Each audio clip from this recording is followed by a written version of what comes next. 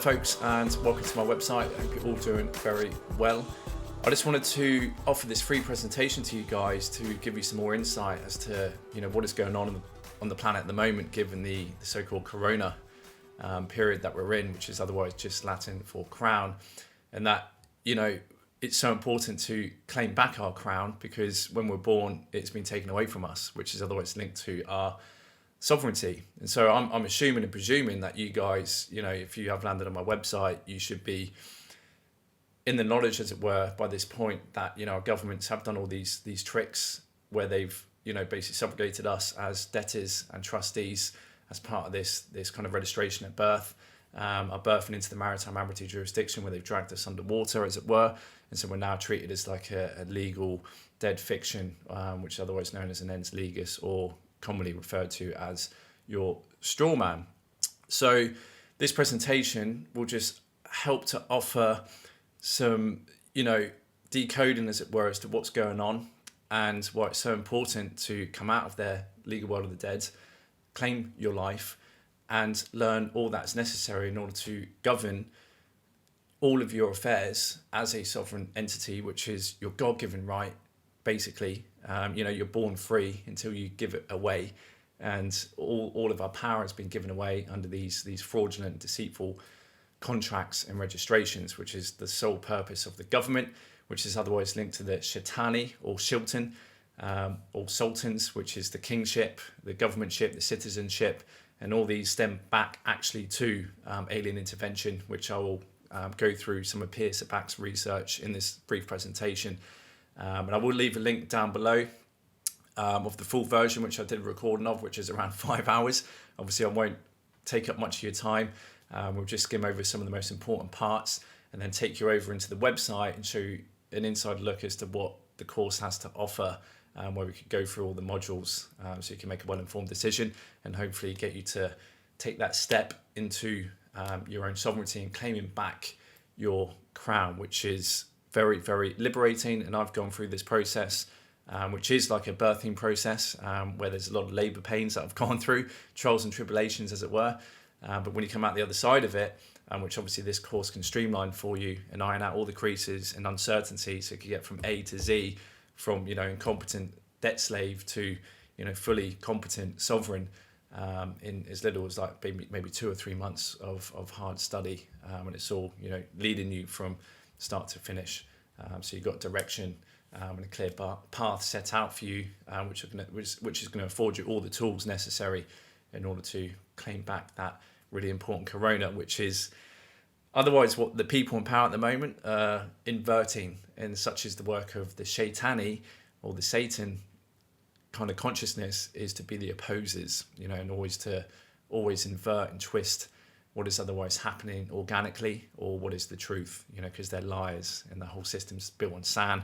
And what's happening right now is so very important for humanity, because we're seeing a huge awakening happening.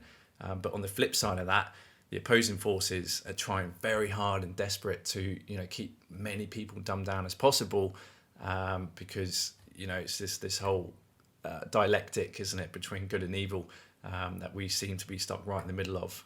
But there's a lot of great information here that I'm going to share with you, which will hopefully enlighten you and give you a greater perspective as to what's going on. So with that being said, without further ado, let's dive straight into it. So we all know what's going on. Obviously, coronavirus, the crown virus. Corona is Latin for crown, the return of Christ consciousness, and your sovereignty. Now, I just want to show you guys, to give you greater perspective again, that the great sign in heaven appeared in September 23rd, 2017, marking the start of the 7 years of Great Tribulation. And the way this was decoded was that obviously everything in Scripture is otherwise allegory, for the stars and also for us as a miniature version of the so-called stars above, as above so below. These processes and what Jesus was telling us, was otherwise a beautiful allegory, telling us the journey of the sun around the stars and the constellations, and also the journey that each and every one of us has, and how we're just a measure of the universe, and that the stars are also in us with the constellations and the zodiac, which I'll go through. So September 23rd, obviously the Great Tribulation said, a great sign appeared in heaven, a woman clothed with the sun and the moon under her feet, and a crown of 12 stars on her head. She was pregnant and cried out in pain, and she was about to give birth. Now, the woman in the scripture that they're referring to is otherwise Virgo, which is the only woman in the zodiac. You can see here that at this current date, that there was obviously the 9 stars of Leo, and then you had the 3 luminaries of Venus, Mars, and Mercury above her head, forming the so-called crown of 12 stars. And then you had the sun in Virgo, and then you had Jupiter was the child about to be given birth. In her womb, which was quite interesting, for 42 weeks, around 9 months, 10 months, which mimicked gestation, Jupiter was in retrograde. If you can see here, it's kind of like mapped out slightly. So it actually mimicked gestation. So the next day, on the 24th, it exited the womb and carried on its orbit along its ecliptic. So that's very, very salient. And if you go on all this, the solar models, where you can go back and actually check these constellations throughout history, I don't think this has happened for millions of years. So it's a very unique sign in the heavens, as it were, which obviously marked this line in the sand in order to give us the start of this great tribulation. Obviously, you had the moon at her feet at that given time, which is depicted here. So just to briefly, because we all know we're going through a shift. I certainly have gone through a shift myself. And around the time of this so-called great sun in heaven, I actually had my own crown chakra awakening at 28 years old when Saturn returned. And this was coming to the realization of everything is energy. And this obviously then opened up the door for me exploring more of my spiritual self, my true self, rather than the egotistical, satanic, state-programmed ego, in order to perpetuate this ignorance and serving the elite. So this was a very wonderful birthing, as it were, for me at the time, into all these things that were otherwise labelled occult and esoteric, but otherwise lead us to the truth of who we are and what we're here to do. And, inevitably where we're all going to head towards is, reclaiming our crown. So I thought that was quite, an interesting and salient tie-in with everything that's going on with the corona crown. And it would just add on itself and build on itself as we go through this. So, the Bible's full of parables and allegories, one of which is Jesus playing the role of the Son of God, the light of the world. People should know this by now. We also have a literal man that did come around, 2,000 years ago, who taught of the Christ principles. Now, Christ is otherwise a title given for the Son consciousness, and Jesus was the man. Jesus of Nazareth was the man who bore these or carried these Christ principles and taught this to the peoples around the time. And there's been many seers, sages, and ascended masters who have come here to remind humanity that you're the ones that you've been waiting for, guys. The kingdom of heaven is within you. So, just to re-emphasize, that the Bible is referring to the actual Son in Scripture, which is the Son of God, S-U-N, same thing, and also to us being the Son of God or the Son of Man, and also to Jesus, a man who was actually around at that time, telling people of, you guys are very spiritual. You're otherwise, a spiritual person having an experience in a physical body. And so this has otherwise been the work of the Shaitani to take people away from their spiritual selves, their true selves, and so they can be more easily manipulated and rob them of their crown, which is, otherwise their Christ, the title, Corona. So John 9:5, as long as I'm in the world, I'm the light of the world. John 8:12, again, Jesus spoke to them saying, I am the light of the world. Whoever follows me will not walk in darkness, but will have the light of life. Mark 13:26, and then they will see the Son of Man coming in clouds with great power and glory. John 19:5, so Jesus came out wearing the crown of thorns and the purple robe. We always see Jesus, or any solar deity for that matter, depicted with the halo or the crown behind its head, signifying, the link to the sun disk. And obviously there's heaps of images, and you see it all in the churches all around the world. And obviously, Christians go to church on a Sunday, etc. And so we have Jesus, the Son of God, the Son personified, solar deity, Christ equals Son consciousness.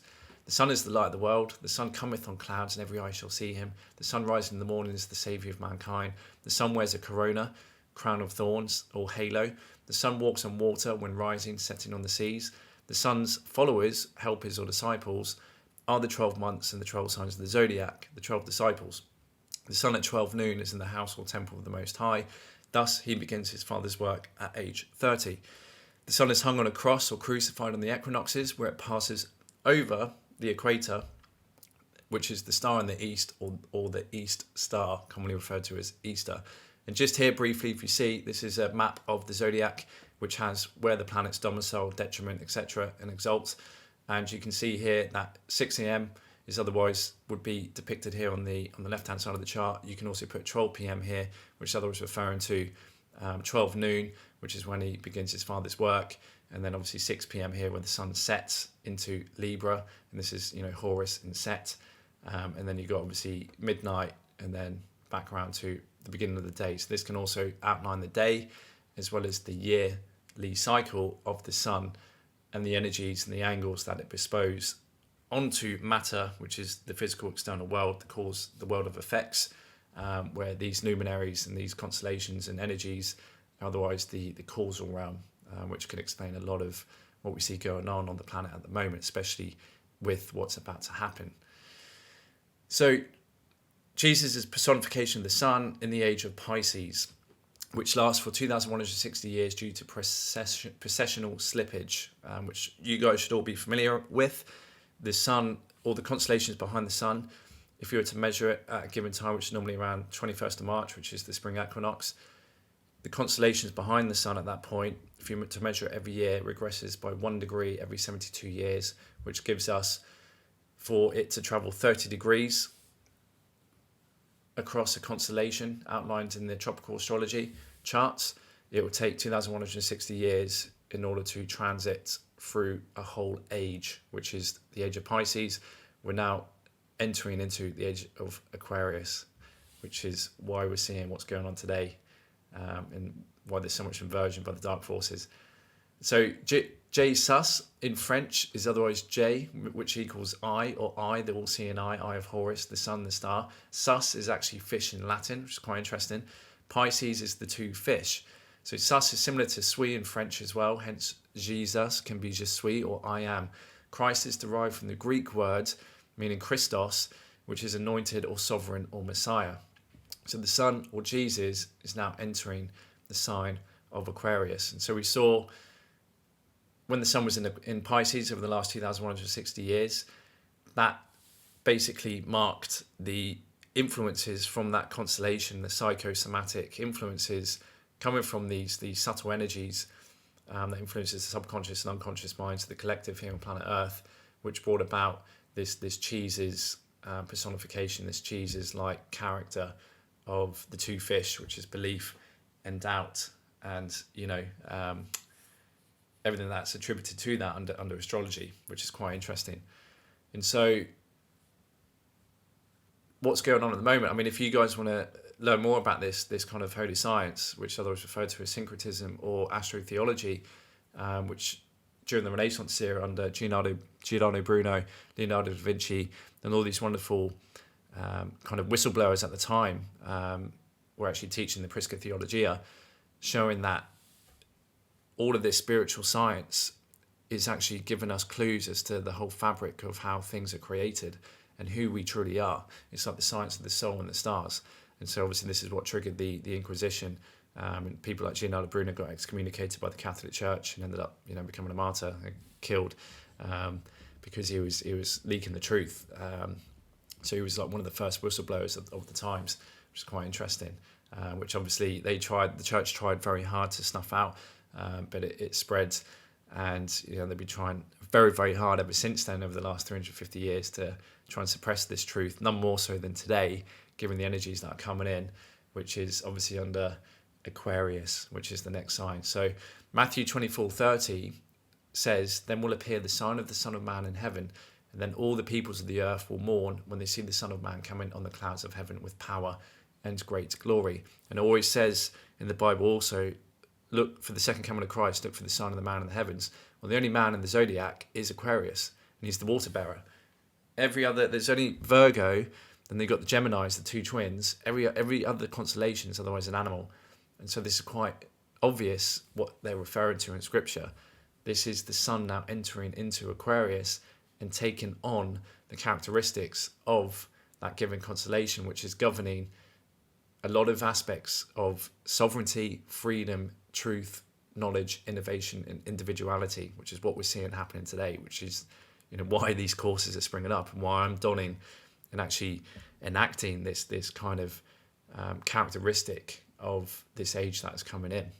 So, aqua air is quite interesting, is the waters from Pisces mixed in with the air, fixed air of Aquarius, waters of life, the spiritual waters, in order to wake men and women up.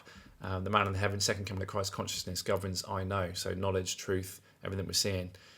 A new covenant testament is about to be written, like we had with Moses, was otherwise the sun in the age of Aries. The Ten Commandments, prior to that, I think under Serapis in Egypt, was the sun in Taurus, the bull. And then obviously Pisces was Jesus, which is the fish. He was the fisher of men, don't forget. And then we have obviously here, we're about to have a new so-called returning of a deity, a solar deity, which is going to bring, all the next testament, as it were, for what is required under this new covenant over the next 2,160 years, or at least the next 1,000 years. So this is the Corona period, or crowning age, giving birth to the next ascending arc of the golden age evolution for humanity.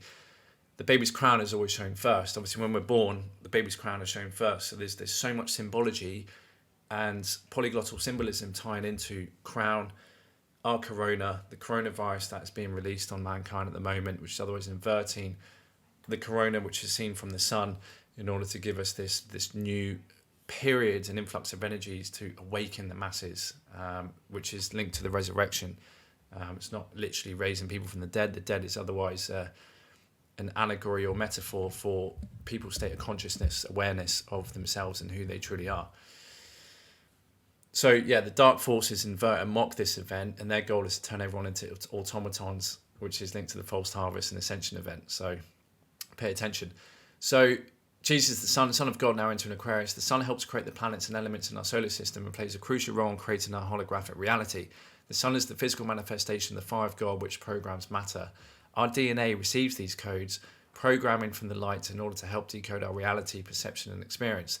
The Sun is a loving and intelligent creator, without which no life will be able to exist on Earth. The Sun will now be radiating light codes that are characteristics of Aquarius, which equals knowledge, technology, innovation, sovereignty, freedom. But on the flip side, will activate the powers of the Satan, arhimanic forces, which can lead to tyranny, suppression, oppression if left unchecked. This is why there will be a fork in the road for humanity as the timeline splits and everyone is assorted accordingly based on their soul evolution and claim for sovereignty as a child of the Most High Creator God, or still a ward of the state, who has not found their innate God-given powers within themselves and have laid claim to that. Evil can only thrive if you let it. And what's interesting, just going back here quickly, it said in the Bible that Satan will be cast out for 1,000 years and there'll be 1,000 years of peace. Well, in astrology, the first 1,000 years of Aquarius is ruled by Uranus. Uranus is otherwise Greek for heaven, and that's the seventh sphere from the sun, so it's linked to the seventh heaven. And then for the remaining 1,000 years, Satan, or Saturn, which is otherwise Satan, and the energies attributed to that satanic force is emanating from Saturn, is meant to come back. And so that's very interesting. It's referring to the astrological perspective of Uranus ruling the first 1,000 years of Pisces, which is heaven, which is otherwise linked to sovereignty, innovation, technology. And just look around you, what's been given rise in the last couple of centuries with this industrial revolution, all this technology boom, rightfully, wrongfully. This is the influence that it's had through us humans, because we are the measure of the universe, which is very, very interesting and worth considering. So the Pope's resignation and the end of the Piscean age just give more emphasis as to this new birthing, as it were, that humanity is experiencing. Proof, this is taken from Santos Bonacci's website called universaltruthschool.com. Proof of the end of the Piscean age given in Pope Ratzinger's resignation letter and a farewell lightning bolt from Jupiter to announce his departure. Jupiter was otherwise domiciled in Pisces. So Jupiter is the ruler of Pisces, which is why we have Jesus, Jupiter, Zeus, Jesus. It's all tying in. It's all very, you can link these things up and see, and it's self-evident. So in a fascinating lecture given by Santos during his syncretism show on Sunday, March 1st, Santos informed listeners that the transition into the age of Aquarius kicked off on February 4th, 1962, when all 7 visible planets in our solar system moved into the constellation of Aquarius. The subsequent 50-year period was the transitory cusp between the end of Pisces and the beginning of Aquarius, which officially began on December 21st, 2012. The completion of this great transition of ages was confirmed for those with eyes to see when Pope Benedict XVI stunned the world with his resignation on February 12, 2013. Link here. And so we'll just play this quickly so you can see this in action. handover of the covenants. A sign from God. Just hours after the Pope announced his surprise resignation, the heavens over Rome opened and the top of St. Peter's Basilica was struck by lightning. As the sky was lit up by the huge bolt, it led to speculation as to whether Benedict XVI's boss was less than happy with the news.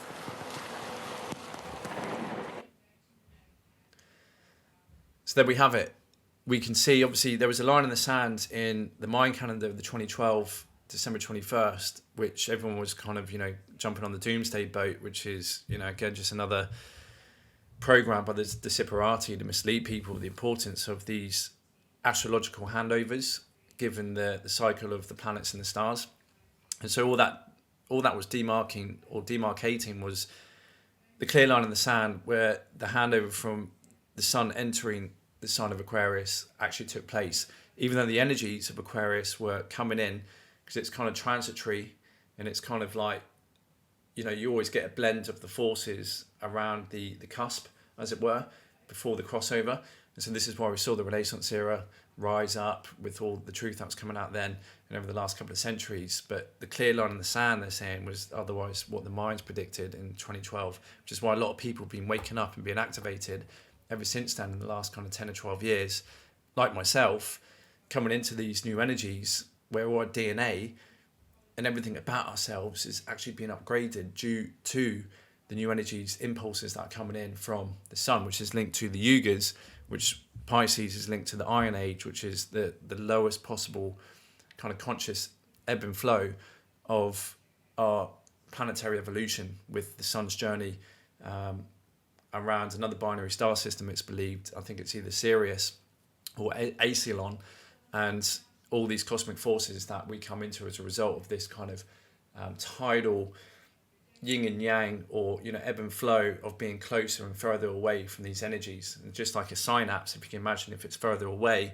when it's going to be harder to fire up and connect and communicate with one another. So as things get closer and you bridge the gap, just like our sun is coming towards higher energies, we also are going to don that as above so below, a kind of carbon copy version, as it were, which is why we're seeing everything going on today with the truth, sovereignty, and again the opposes, the people, the government, the people who run and control the governments and these elite cabal families are trying so desperately hard to try and snuff out these ascension energies that are coming in. So we'll go through this. So I'll skip over this, but this otherwise shows that as below, internal ascension that happens and what they've been doing in order to externalize these rituals which take us away from our spiritual soul development. So when you externalize something, this also, and partake in the ritual, this also kind of gives you your consent away for them to harvest your energy. And so all these hidden contracts where we unwittingly give our consent away to, and our power and our crown away to these dark forces, are pretty much everywhere. It's strife. And so it's very important to, come into the knowledge of these things. But a good book to read is otherwise called Word Magic by Pao Chang. He goes over this. But if, like I said, if you want to watch the full presentation, I'll leave a link below which will go over this internal so-called dissecting of the astrobiological aspect of the ascension that we can all achieve within. Because like I said, we're the ones that have been waiting for, and the kingdom of God is not in any temple or church that you see outside of yourself, it's actually within. And so this otherwise depicts it beautifully with these slides. I mean, you can pause it and read through it. I will just quickly go through it, but I had unlocked an experience of a Kundalini rising on Christmas Eve, which seems to be a window in time, which is where the whole Santa Claus myth actually derives from, that there is an astrological window in time around these given dates that open up opportunities for one to return the Christ fluid, as it were, the cerebral spinal fluids, back up to Golgotha, which is the place in the skull, which is where the pineal gland is, which is basically the seat of your soul, in order to have some kind of mystical ascension experience, which I did. I got propelled into another dimension. I saw the tree of life, and I was showered with all kinds of wonderful energies and neurogenesis and all this that goes on. So interesting thing that's happening as well, obviously, right in December 26, 2019, we had again this corona solar eclipse, and we also had another one in June of 2020, also linked in with the Jupiter-Saturn alignment, which doesn't happen, it happens every 750 years or so, which happened, I think, in 2020, December 2020, with the Great Conjunction, which is normally linked with the return of Messiah. So you can see all these things are otherwise lining up and ticking all the boxes to show that there is some kind of, mystical, magical event taking place on planet Earth, which is otherwise being inverted big time by the dark forces.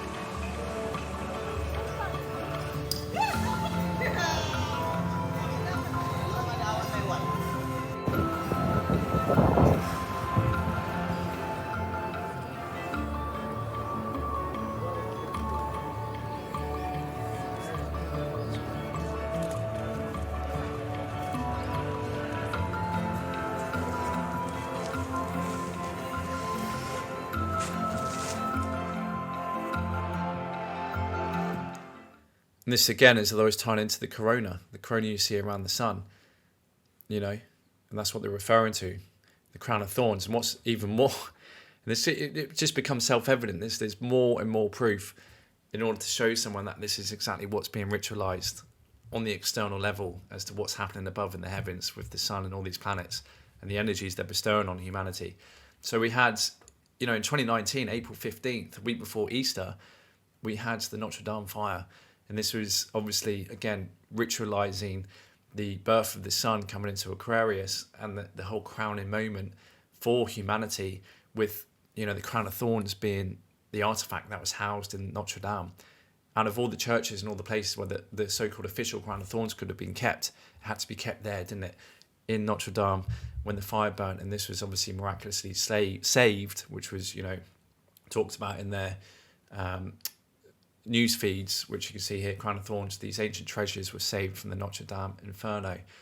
And during that time, I came into a lot of mystical experiences because I was going through some transformations, as it were, through entheogens and, delving into the deeper esoteric side of things, the occult.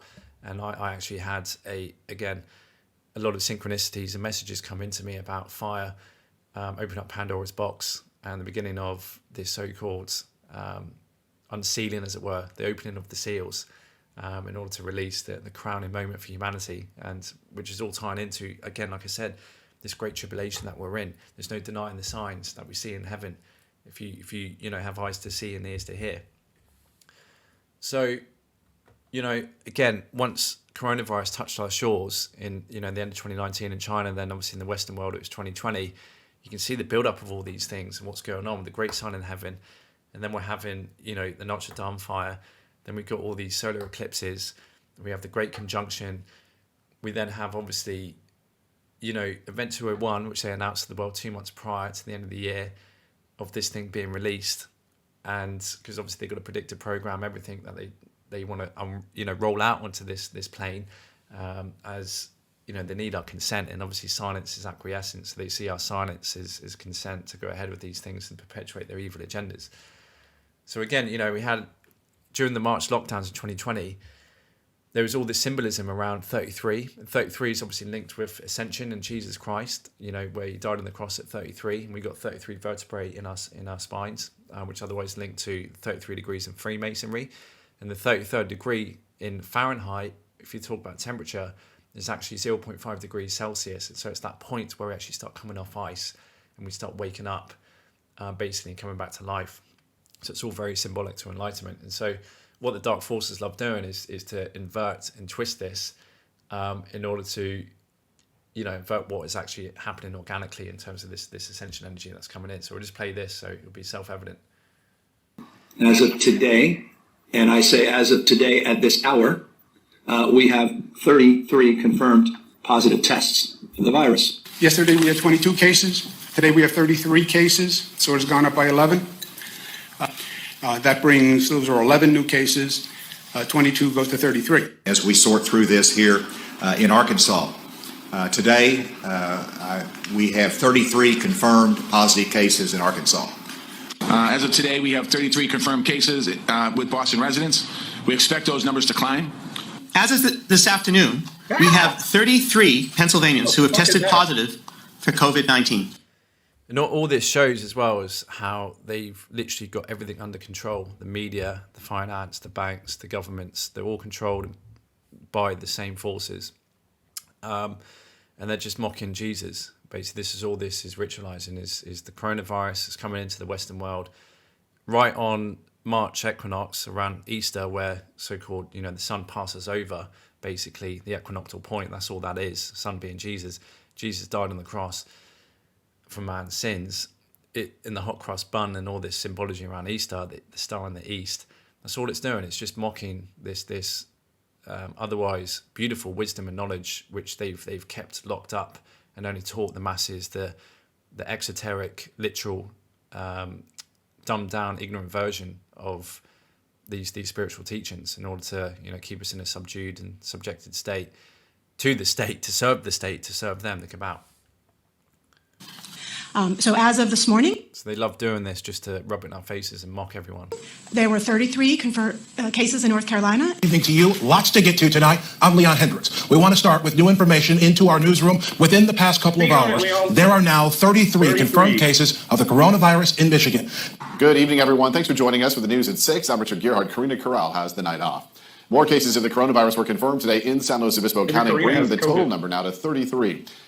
Right now, Georgia is reporting a total of 99 cases in 19 counties. That is 33 new cases from just yesterday. Good afternoon, I'm Karen Swenson. More cases and more events affected. Here is the latest coronavirus news. There are now 33 cases in Louisiana.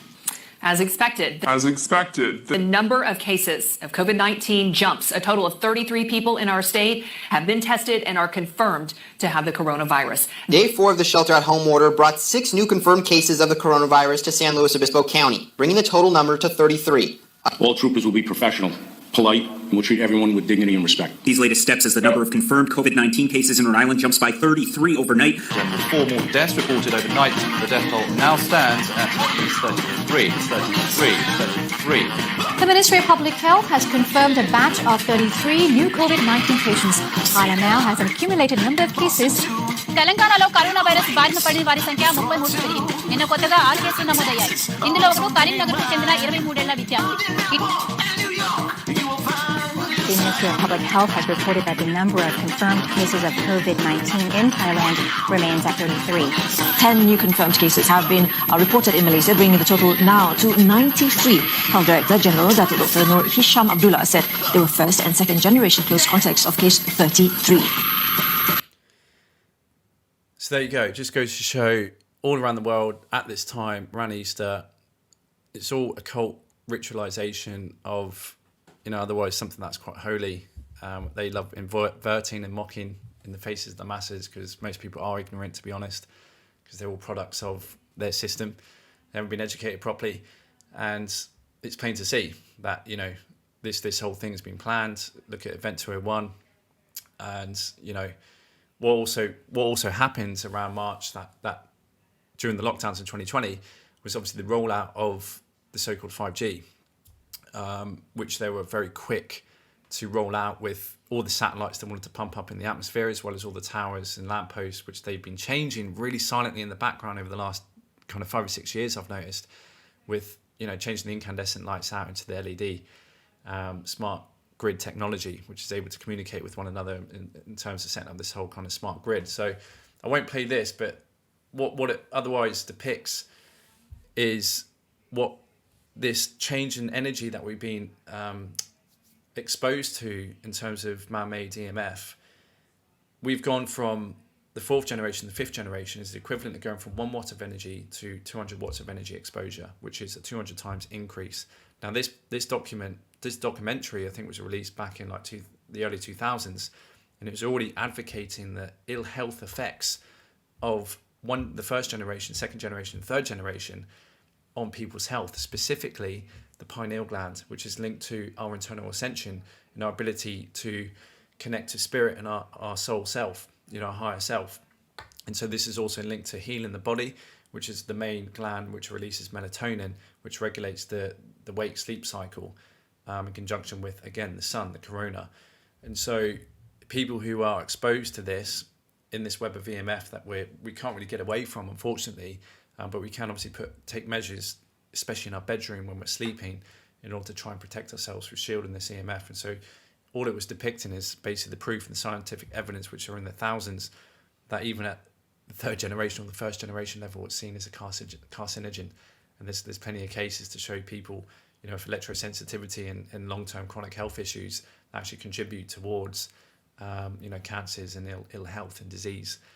So this technology, we've got to be very careful of, how far it goes in terms of, what it does to our health and ascension and consciousness as a collective. And, we need to keep these things in check, basically. But yeah, so they're also fulfilling the agenda of transhumanism to turn man, which obviously is another thing, to turn man into a cyborg, an automaton, so they have complete control of the soul. The false ascension path of immortality is going to be promised through technology. And so anyone who was electrosensitive would have felt a change in the Earth resonance around March, April time 2020, like I had. And I had increased tinnitus, and I still get it to this day.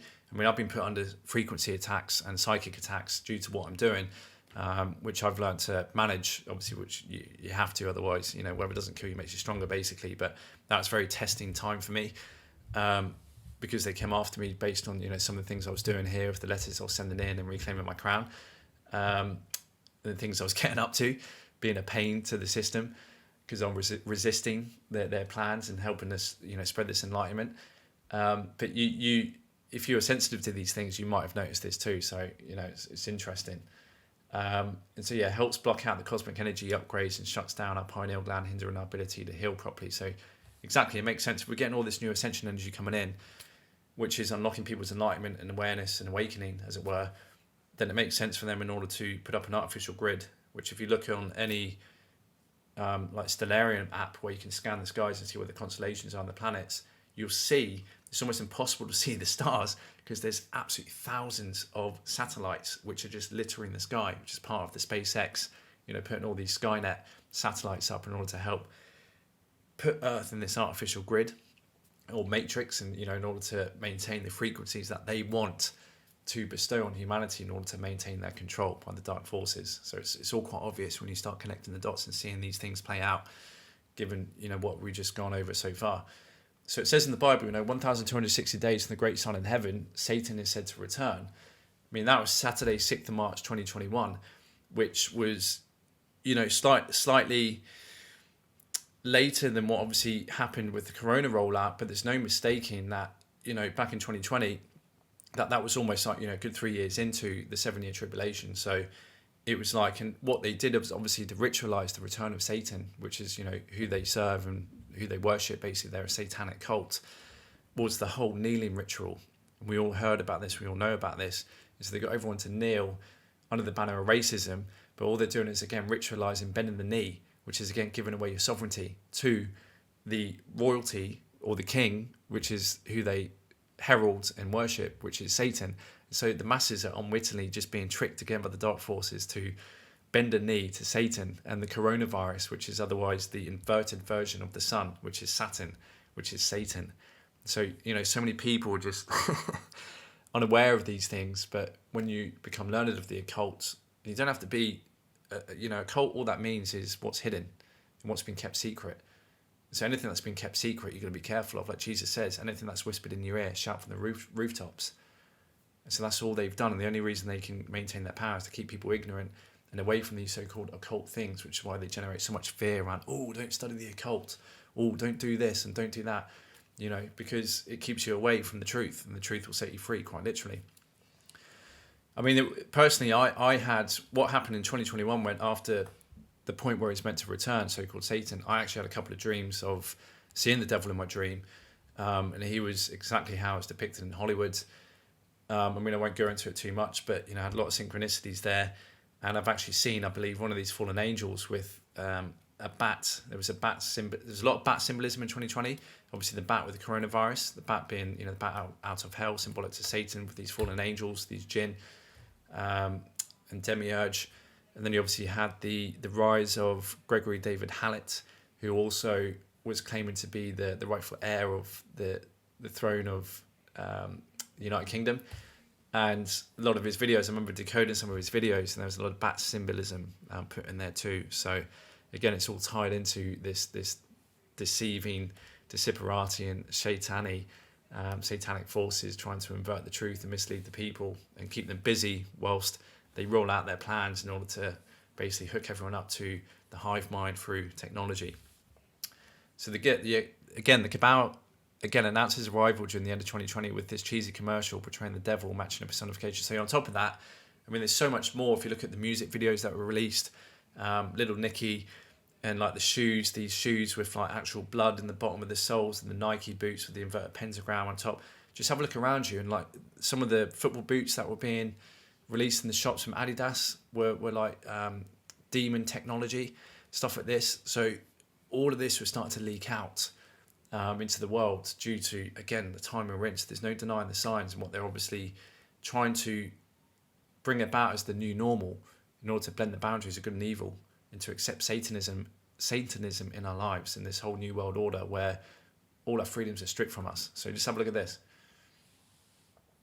Oh, I've dated much worse guys than him. Much worse. I mean, at least he's famous. I started by using the Match custom search filter.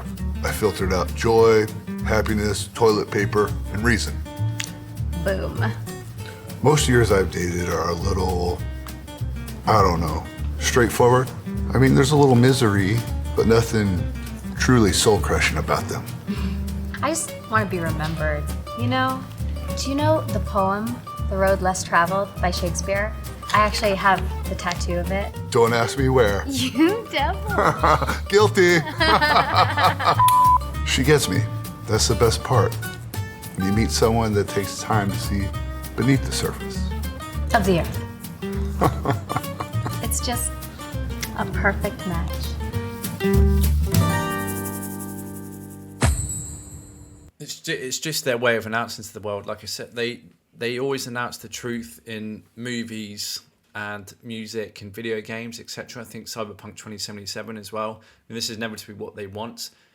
And if you listen to the Rudolf Steiner's speeches, which we'll go over in a second in another slide, you know, like I said before, their goal is to turn everyone into automatons in order to take away their free will. So they're really well advanced in their plan at the moment, given what's going on. So yeah, pay attention. This is why it's important to claim back your crown and sovereignty, because where the crown lies at the moment is in the hands of the devil and these demonic forces, unfortunately, which I will prove to you right now through this wonderful man's research that our governments and this whole oppositional, institutionalized systems in order to keep us divided, as in, you know, diabolos or order ab chaos, which is the Freemasonic mantra of order out of chaos, is to keep this dialectic going where people split, divide and conquer. And this is all deliberately done by the disiparati or the shaitani, as Pierre Sabak refers to him. And his research, he did over a decade of research going over the etymology, the paranomasia, which is the pun and wordplay and polyglottal symbolism in all of the ancient languages like Semitic, Aramaic, Hebrew, Latin, English, and even in the Japanese kanji texts and myths and cultures and religions, to show that they all show of the hidden codes that are embedded in the language of the intervention of the serpents, the fallen angels, the dragons, otherwise depicted again like in the book of Revelation, the time we're in the Great Tribulation, Satan, Shaitan. And so let's hear it from the horse's mouth himself. This is very interesting. Prove to you the governments are not your friends. You must come out from under the jurisdiction of these governments. Claim back your sovereignty yourself. So, observing the linguistic evidence obtained from the etymological record, we can see also that the monarch, in a legal and in a religious sense, is deemed to be a deity. His lineage originates from this angelic source and is identified with the signifier of the ship, a symbol which is also intrinsically associated with the government. So an extension of the monarch or the leader, which is correlated with this angelic lineage, we can see also that the state and the government and its executives themselves are extensions of this idea conceptually. So this is a very important concept, and we need to then begin to start breaking down some of the etymologies regarding the government and the state. So,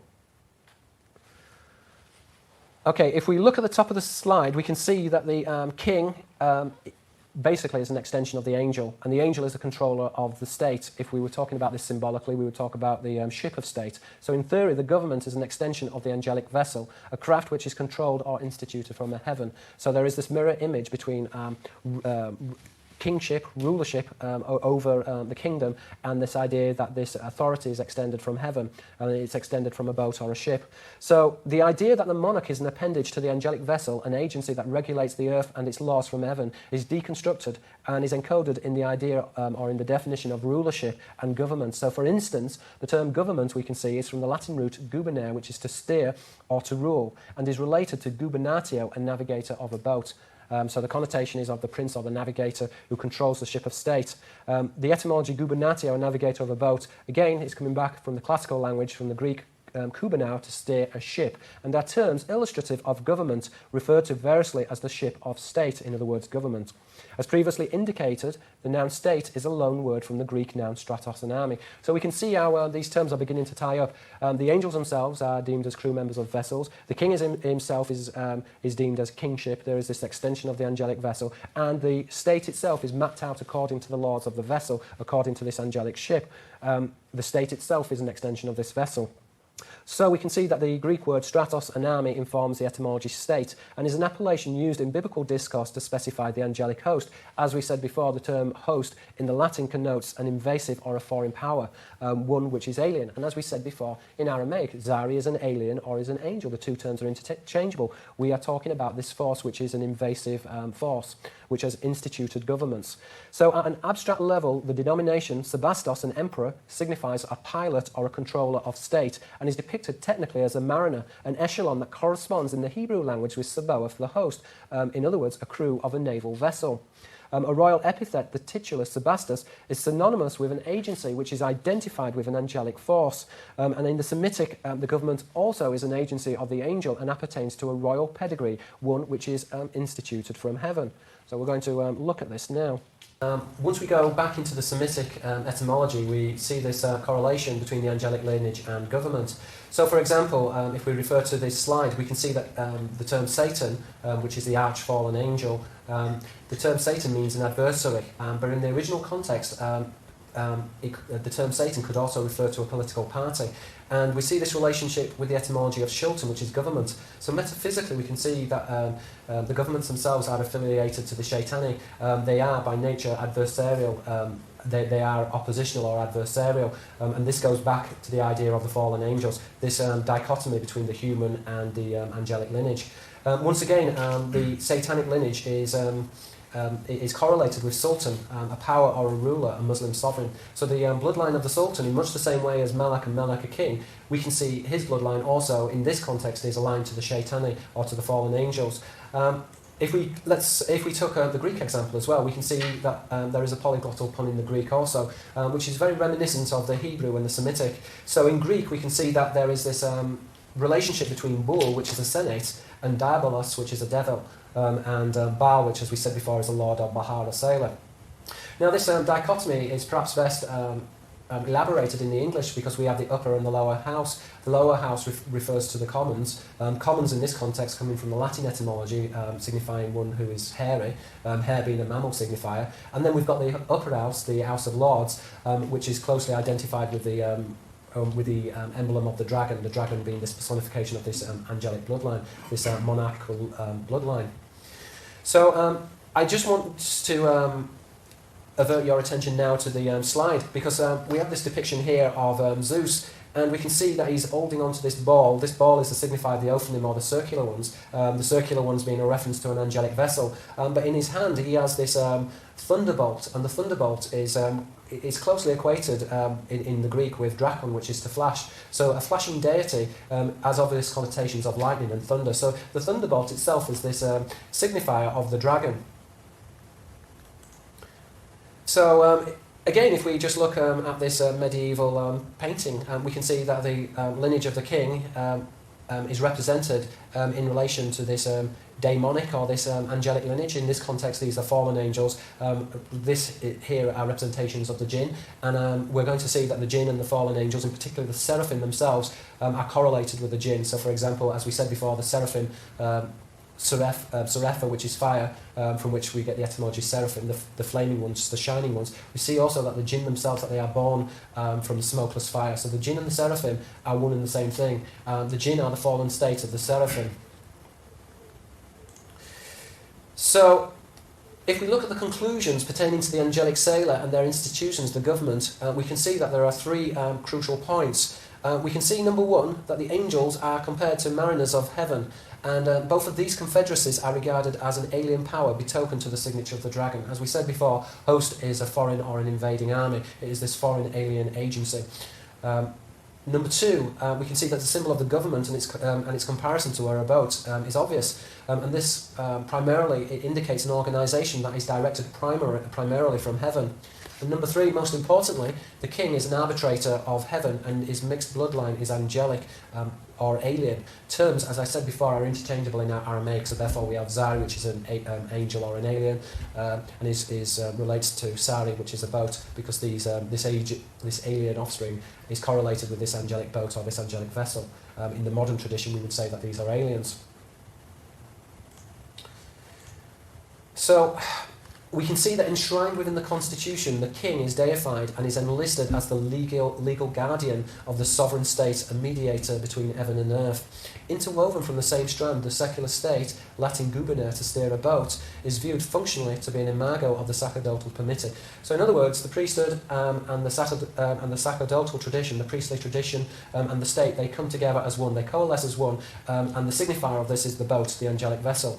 Thus the ship of state, the government, is shown to lie in perfect alignment with its heavenly counterpart, Greek, nous, a ship, a cognate of nous, a holy sanctuary. So, if we look here at the slide, we can see that the ship of state, in Greek at least, is identified with the holy sanctuary. So nous, a ship, is identified with nous, a holy sanctuary. And again, we can see that there's this connection with nous, which is mind. So there is this governing intelligence behind the ship of state, and this intelligence is deemed as being angelic. Now, in Latin, we can see that the relationship between intelligence and the ship of state is related between serpens, a serpent. As we said before, the Hebrew word for a sailor is sapan, so there is a close affinity between a sailor, serpens, a serpent in the Latin, in the Hebrew, sapan, a sailor. But we see also that there is this relationship in Latin between serpens, a serpent, and sapiens, wise. Now, in Semitic also, the same wordplay is prevalent. So, for example, Baal, a lord, is another designation of Bahar, a sailor.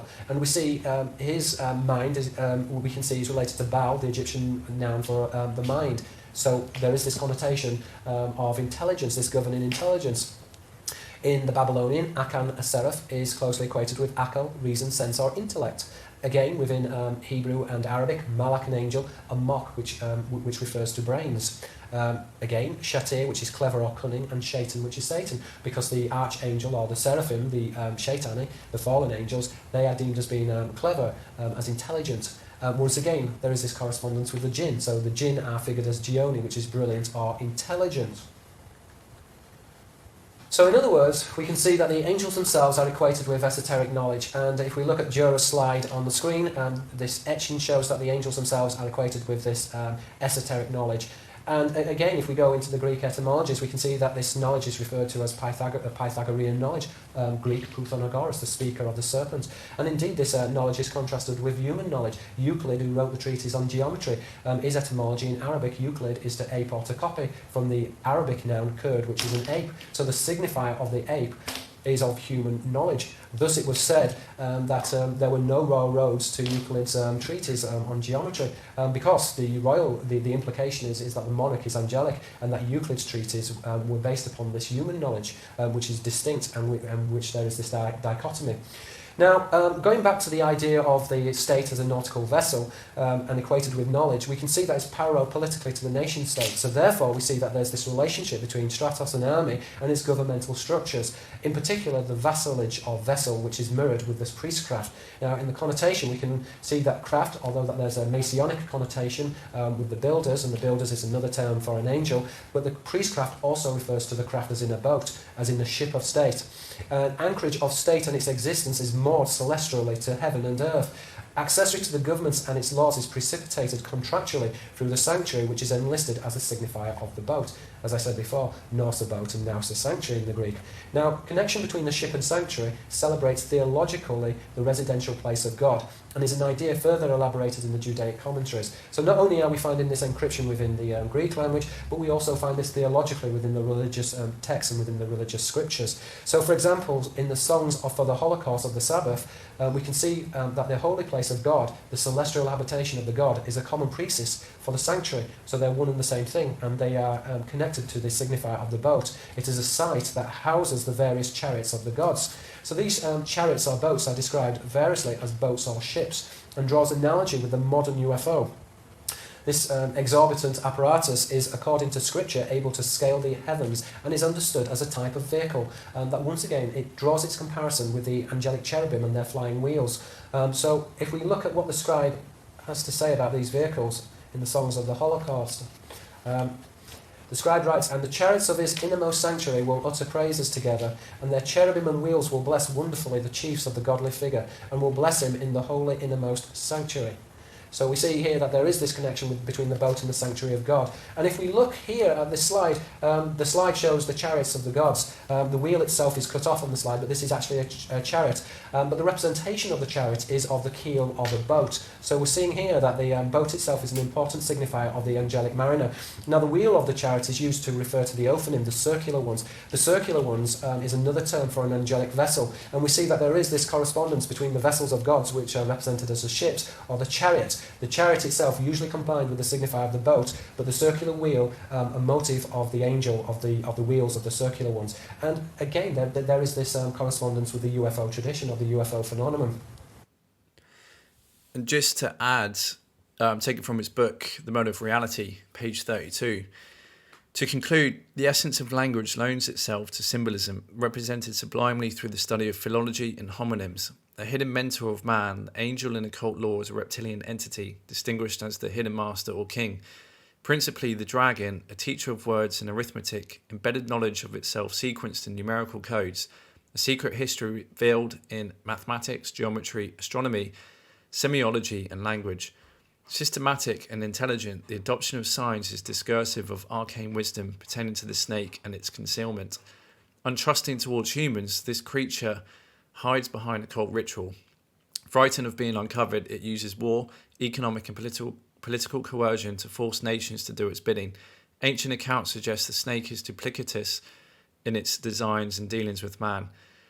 This book intends to reveal the nature of the beast, and it says in footnote 88, page 35, when it goes to referring to the use of political coercion, etc., and using nations to do its bidding, a deceiver of humanity, the reptile contrives social, religious, political, and sexual boundaries. Ideologically, it governs and opposes Labour and Conservative, capitalist and communist, fascist and liberal, green and globalism. Compartmentalisation of all the religions is regulated through the partition of the priesthood. This includes the Sunni and Shiite, Catholic and Protestant, Pharisee and Sadducee, Hinayana and Mahayana, which is Buddhism, ad infinitum. Masonic societies describe this duality as order ab chaos, order out of chaos, a motto attributed to the Shaitani, an adversary or opposer. So again, just re-emphasizing, do not go to your governments, guys, in order to get help or want change within the system. The only option for us is to pull ourselves completely away, remove ourselves from under their system as a sovereign, in full control of our paper contracts and procedures, issuing our own identifications and effectively becoming our own government. Where we hold our own records, which is everything that I teach on this course. And then we can put them to use as trustees, which they have taken an oath as public servants to serve us, we the people, the sovereign people, the free sovereign people, men and women of the living. So again, just proven to you that just be careful. You know, you may be stuck in the artificial matrix of control a little bit when you still believe that their courts and their systems are going to provide you remedy. They're not. They're governed and overseen by forces that are beyond a lot of people's comprehension. So just to, again, re-emphasize this and give more credibility to what Pearson Back's wonderful research has concluded, what everything else that's going on, which should be self-evident. So if there's still any more doubt, here's some more proof. You know, similar roles in governments of Freemasonry are found in the hierarchy of demons. You've got Satanakia, Commander-in-Chief, and all these people, all these so-called titles: Field Marshal, Inspector General, Prime Minister, etc. And then obviously within the Freemason, you've got Inspector Generals, the top 33rd head honcho, and you've got, what they're looking to do is basically bring about a Lord of the Aeon, Horus, through a mass ritual war, blood sacrifice, basically, because blood sacrifice, blood is the currency in the spirit worlds in order to get deeds done by these entities, and so that's their currency. In order for these beings down here, the flesh and blood, to work with these demons and spiritual entities, they must spill blood, which gives a whole new definition to the meaning of what Jesus did coming down here, in order to spill his blood, the Son of God, God's blood basically, in order to carve a way back for men and women who are, honourable, who have those Christ-like principles and seek the truth and seek a way out, in order to, seek redemption basically and salvation. But we can't, just rely on that alone. The whole point is we've got to rely on ourselves in order to make this happen and actually bring heaven on earth, rather than let hell on earth be summoned due to all these guys, which are really well advanced in their plans, in order to bring this about, which we're seeing all the signs of at the moment spilling over into our reality. So this gentleman, 5-hour presentation worth a watch on YouTube. It's called X Factor Winner Reveals World Secret Religion. So go and watch that. I highly recommend if you haven't watched it already. Otherwise, it breaks down everything we kind of know, which is what's going on in Hollywood and the celebrities and how they're all being used as puppets by the Shaitani, which is overseen by all the governments and all the corporations, where they all lay in the same bed. We all know this by now. So again, just emphasising the importance of coming out from under their control. So as you can see, the influence of these entities cannot be ignored. Always discern for yourself and use reason and logic. I can only speak from first-hand experiences, which confirms a lot of the events that are unfolding. I won't go through this in this presentation, but you can check this out in the full presentation if you wish. It's otherwise decoding some of the stuff I've seen in films: Justice League, Dark Side, Earth, Parademons, One World Religion, Cosmic Invaders, Truth Be Told, Cosmic Script. And I see this all the time in the movies when you become aware of these things. Movies are otherwise motion scripture. This is where they put the truth in order to convey predictive programming. And it's interesting, one particular scene, it said, this world is divided. There are primitive species, uninvolved and at war with one another, too separate to be one. Their free will must be ripped from them. Like the other worlds, given absolution and one glorious belief to serve him, Satan. No protectors here. This world will fall like all the others. And this is another one where obviously they're discussing, from what I've learned, there are things from another universe. They serve a dark power and old power. What do they want? To invade, to conquer. So people must snap out of their amnesia and get real with themselves and realise that there are things here that otherwise would have been labelled in the mystical, which are very, very real, and they have influences. They have been influencing mankind for thousands of years, and it's about time we get rid of this subjective control by being under them, where they've robbed us of our crown and claim back our sovereignty and our full power as we the people, and get together. Divided we will fall, but together we will rise. So ascension, I'll read a few. This is very salient actually, so I'll include this. So I'll read this out. This is from Pao Chang's Word Magic book, which I highly recommend getting and reading, to introduce anyone as to all the tricks and traps that not only happening in the legal world, but also with the language. And the language is the key, like I said, in the words, in terms of decoding our reality and what is governing our body politics. Because the words are otherwise the code that governs the software, which moves our hardware, which is our body, which is the body politics. So this is why it's so very important. This is what they've got a monopoly on, and this is what they've corrupted, which is what I teach in the course with the poison prefixes, suffixes, turning nouns into verbs, so facts into puffs of smoke, in order to basically, under assumption presumption, pull rabbits out of a hat within their legal court system, which is just where no law or fact is tried in court, which is what David Wynne Miller found out with his quantum grammar, which is bringing everything back into the now time under a factual noun portraying sense, in terms of only displaying one thought, one sentence, one word, one meaning. So nothing can be convoluted. You can only display the facts, and they hate that because truth and facts is otherwise like sunlight to a vampire. These guys. And so I've seen this firsthand. It does work, and it's very powerful. But so yeah, just giving you more insight as well as to the time we're in, and especially around ascension. given the discourse that we see, like Earth going from 3D to 5D and all this, that, and the other, ET, etc. So every religion of mankind has its own version of ascension. For example, some religious teachers teach their followers that only the chosen people can ascend, or only God can make someone ascend. Other religions, i.e. the New Age, have said extraterrestrials will come from outer space to help us to ascend. In Christianity, it's taught that Jesus will one day come from heaven to save his people and bring them back to the kingdom of God. With so many different versions of ascension, how do you know which one is correct? To know if the ascension technique you're using may help you achieve spiritual freedom and ascend to heaven, ask yourself this question: does this version of ascension teach me knowledge of empowerment and truth, and how to be responsible for my spiritual growth? If your answer is no, you should stay far away from it. Any teaching that teaches you to rely on an external saviour to save you will not empower you to achieve spiritual freedom. This type of teaching is often used by the dark forces to condition you to think and act like a slave. The idea that an external messiah or an ET race will soon come to save certain groups of people is a psychological operation that is used by the dark forces to keep people living in a state of mental slavery. And that's taken from pages 135 and 136.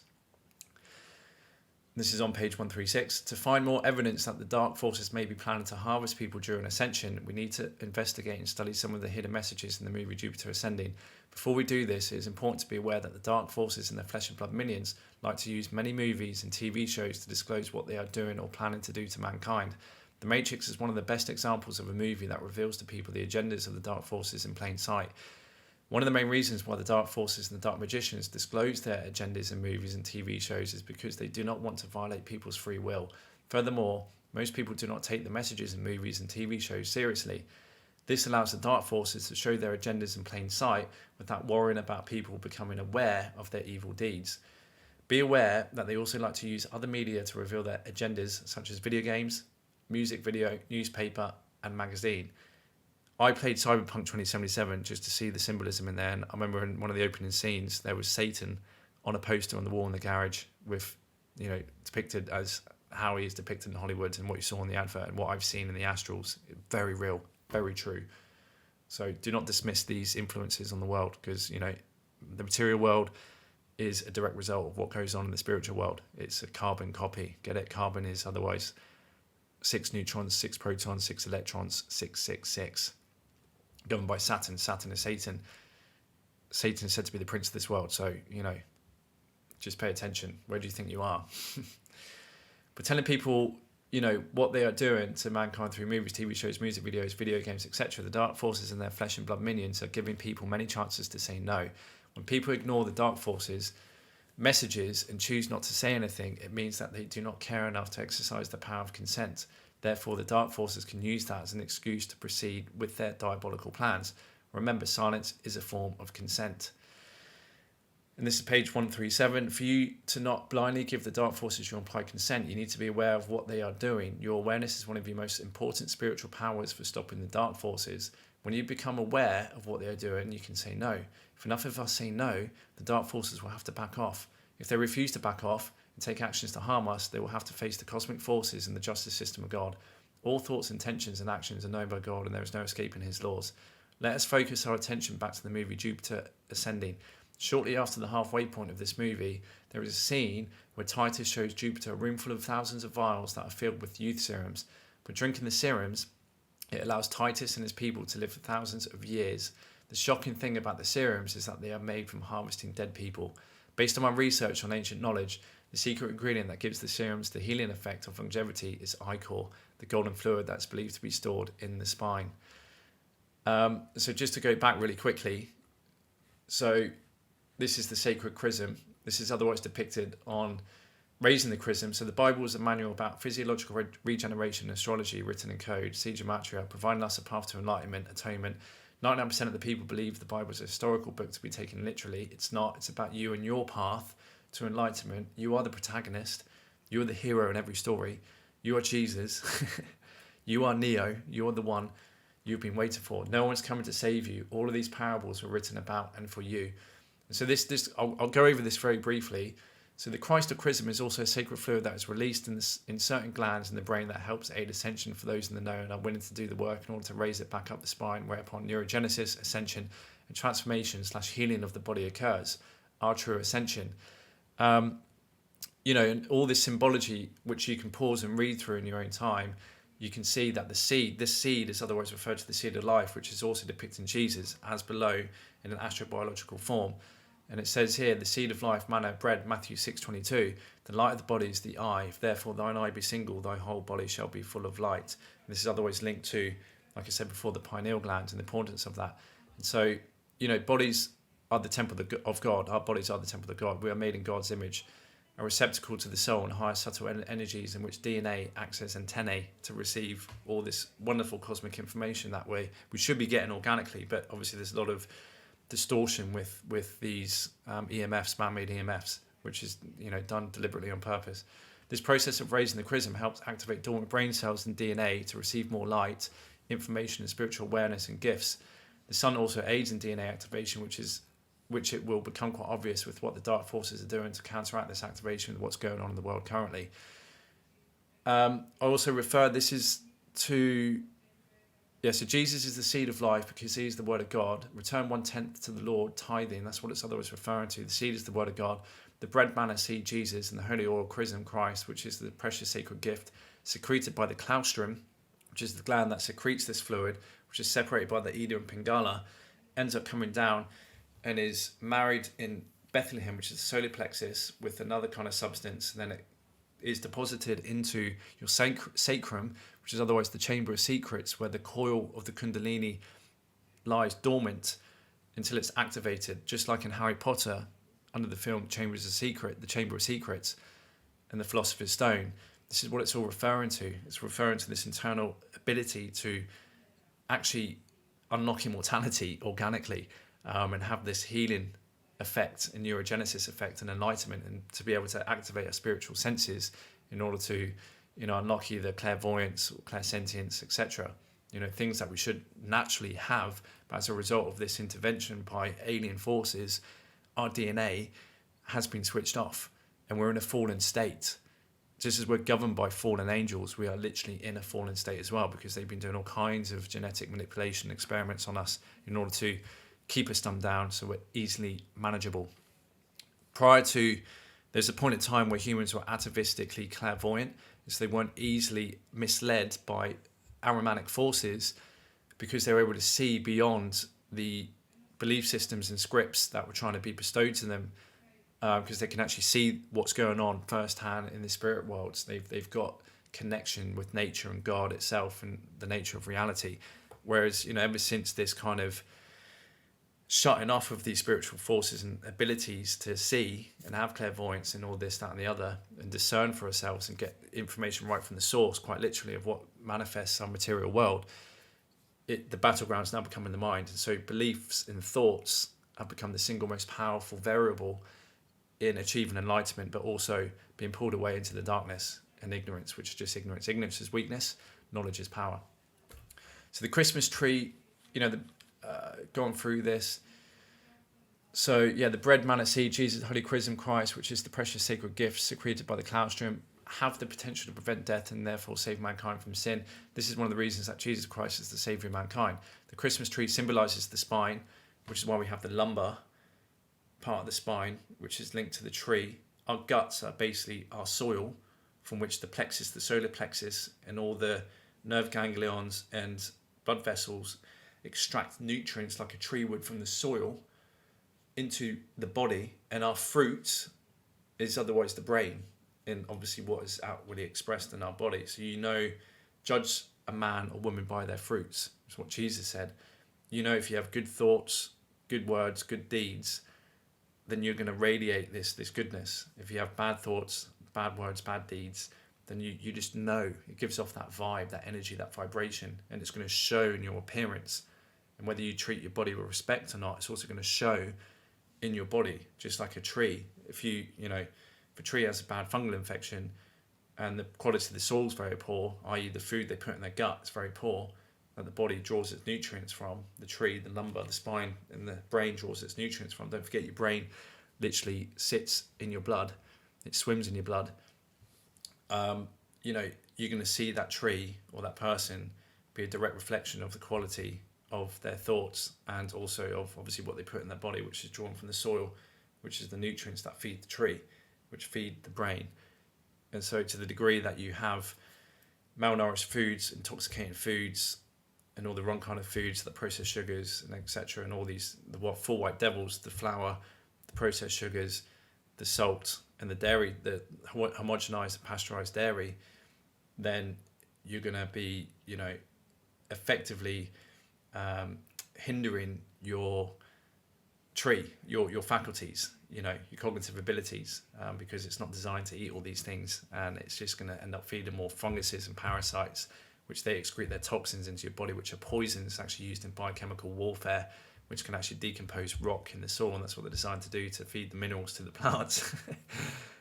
They'll be peeing and pooing in your body, and so that adds even more stress. And if that ends up, in the blood of your brain, that's actually linked to a hell of a lot of diseases and mental diseases. And over 90% of the population actually have fungal and parasite infections based on this. So there's a huge dysbiosis going on in the soil, like it is in Mother Earth, like it is in our gut, because we're a direct reflection of Mother Earth. We're otherwise walking trees, and a miniature version of the Earth, as well as the cosmos and all these forces that are at play.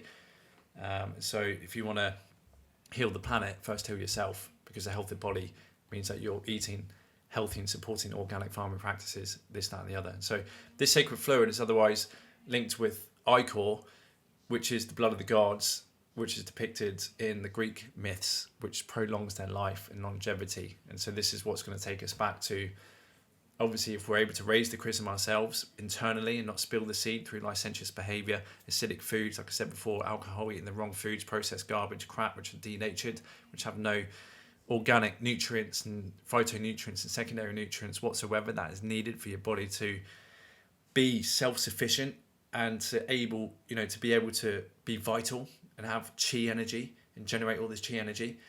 Well, then, to the extent you're not doing all this, you will suffer, and you will die, and you will age, and you will decay, and you will find it hard to discern fact from fiction and do all these things. And so what this fluid is, otherwise this Christ fluid within us, is obviously also linked to, again, this possible ascension and harvest, and what's been going on in terms of not only extracting our sweat equity energy here within the system, which is just our life force energy here in this plane, but also what may be going on in a spiritual sense, in terms of extracting and what could be leading up to, the so-called ascension that they're talking about. Because there's no denying that if you look at population forecasts going forward over the next 10 years, before their agendas like Agenda 2021, Agenda 2030, there's a seemingly huge reduction in population. And the Georgia Guidestones maintain a population of 500 million people. I mean, this could maybe give us clues. And so, like I said, just discern for yourself. And so this particular scene, again, in Jupiter ascending with the Userum vials, I couldn't find one in English, but it otherwise says, which I'll read out loud as this plays: Titus, come with me. Jupiter, what is that? Yeah, it's many names: Regen X, Resell, Nectar. There are various levels of usefulness and quality, but this is the most pure and most valuable solution made by the House of Abrasics. Jupiter, Kalik came out of a bath. Titus, naturally, my sister didn't explain what it is or where it comes from. It comes from people. Each unit is refined from approximately 100 human beings. Jupiter, what? Titus, your planet is a farm, Jupiter. There are thousands of planets like yours set up by families like mine to supply an ever-increasing demand for more time. Jupiter, are you saying you killed 100 people to make this? Titus, not me, but yes, someone did. Not unlike butchering a herd of cattle. Jupiter, oh my God. And what's interesting is Abrasics is the family that run this corporation of farming humans across the galaxy. And a play on the words, obviously you just rejig the words around the letters. Abraxas, in Gnostic Christianity, is a mystical fellow who is claimed to be both an Egyptian god and a demon. His name contains the number 365, the number of the days in the year. To continue, it takes life to give life. The Ouroboros, this universe, everything ends up in the mouth of another creature in this universe. The plants live in love and service to the zebra lives in love and service to the lion, and the lion dies and returns its energy to the soil to feed the microorganisms, so the cycle repeats itself. And you've got to ask yourself the question, who do you live in love and service to? You may well be tricked to giving your energy and soul away to another entity higher up the food chain. And so life is an act of consumption, Jupiter. This is what he says. Eddie Redmayne playing this character. To live is to consume. And so, the plants live in love and service to the zebra lives in love and service to the lion dies and returns its energy to the soil to feed the microorganisms, so the cycle repeats itself. We as humans, when we die, where do we go? We get put into a coffin.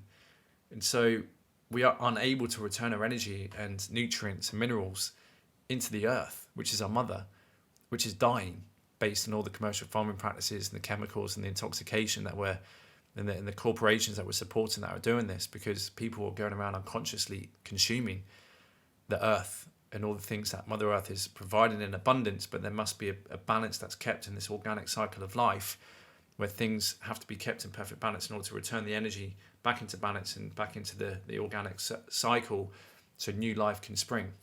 What we're doing is there's more credits than debits, and so there's more debits than credits rather. So we're taking more than we're giving back.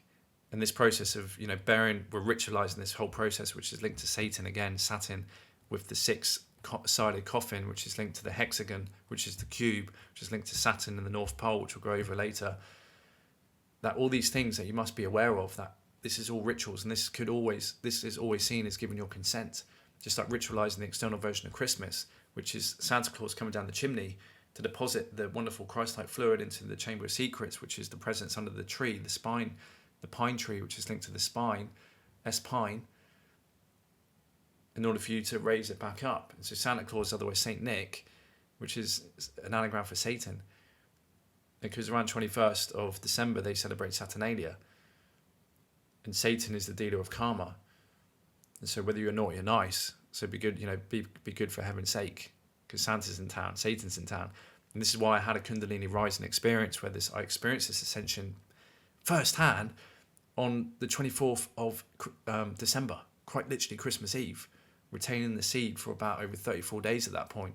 But if you want to find out more about this process, go over to universaltruthschool.com and look at the books such as The Word Made Flesh by George W. Carey and The Occult Anatomy of Man by Manly P. Hall. These things are very real. Like I said, when you start experiencing these firsthand, the mythical and the fairy tales and all this, once you're able to decode them, which is what we're doing here in this presentation, you'll start seeing that, oh my goodness, wow. There is a mystical version of ourselves. There is spirituality, there is soul, there is such thing as the astrals, the spirit realms, ET entities, malevolent forces. We've got to learn to navigate all this, all these contracts that are sucking us into, giving away our life energy to, all these entities, which are just parasites. Like the government is literally a direct reflection of that which it is being seeded by, which are these fallen angels, and they're parasitical. They need our energy in order to survive. Like any parasite has to live inside a host to draw its energy and life force therefrom. So just listen to this, quite interesting. Ouroboros, snake eating its own tail, cannibalistic. If you actually assess what's going on in this universe, unfortunately, this is what's going on. And humanity, to believe that we're right at the top of the food chain, is naive. So we're always going to be aware, but as a sentient species such as us, we have the power of free will and consent. And so as long as you withdraw consent and know not to get tricked and trapped into these hidden contracts, giving your life force away, like I said, not only within the system, but in, lives beyond, then you can take back control. And it's all about, again, like I said, learning all the things, claim back your crown. Don't let them take it away from you and invert your God-given powers. My mother taught me what was necessary to rule in this universe. By killing people? I create life! And I destroy it. Life is an act of consumption, Jupiter. To live is to consume. Now the human beings on your planet are merely a resource, waiting to be converted into capital. And this entire enterprise is just a small part in a vast and beautiful machine defined by evolution, designed to a single purpose: to create profit. That's what your mother taught you, then I could see why you hated her. I loved my mother. And yet you're trying to kill me. My mother made me understand that every human society is a pyramid, and that some lives will always matter more than others. And it's better to accept this than to pretend it isn't true. Is that why you killed her? How dare you!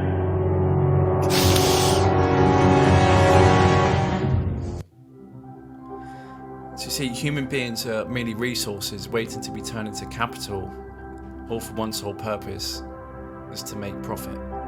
This is exactly what's going on down as below, down here, every year, every lifetime for thousands of years, signing up to the system and being a vassal to the state, a serf in service to these lords. Who do you think the Lord is? You know, it's linked to Baal. It's, you know, if you do the etymology of Lord, it's otherwise, you know, linked to demonology.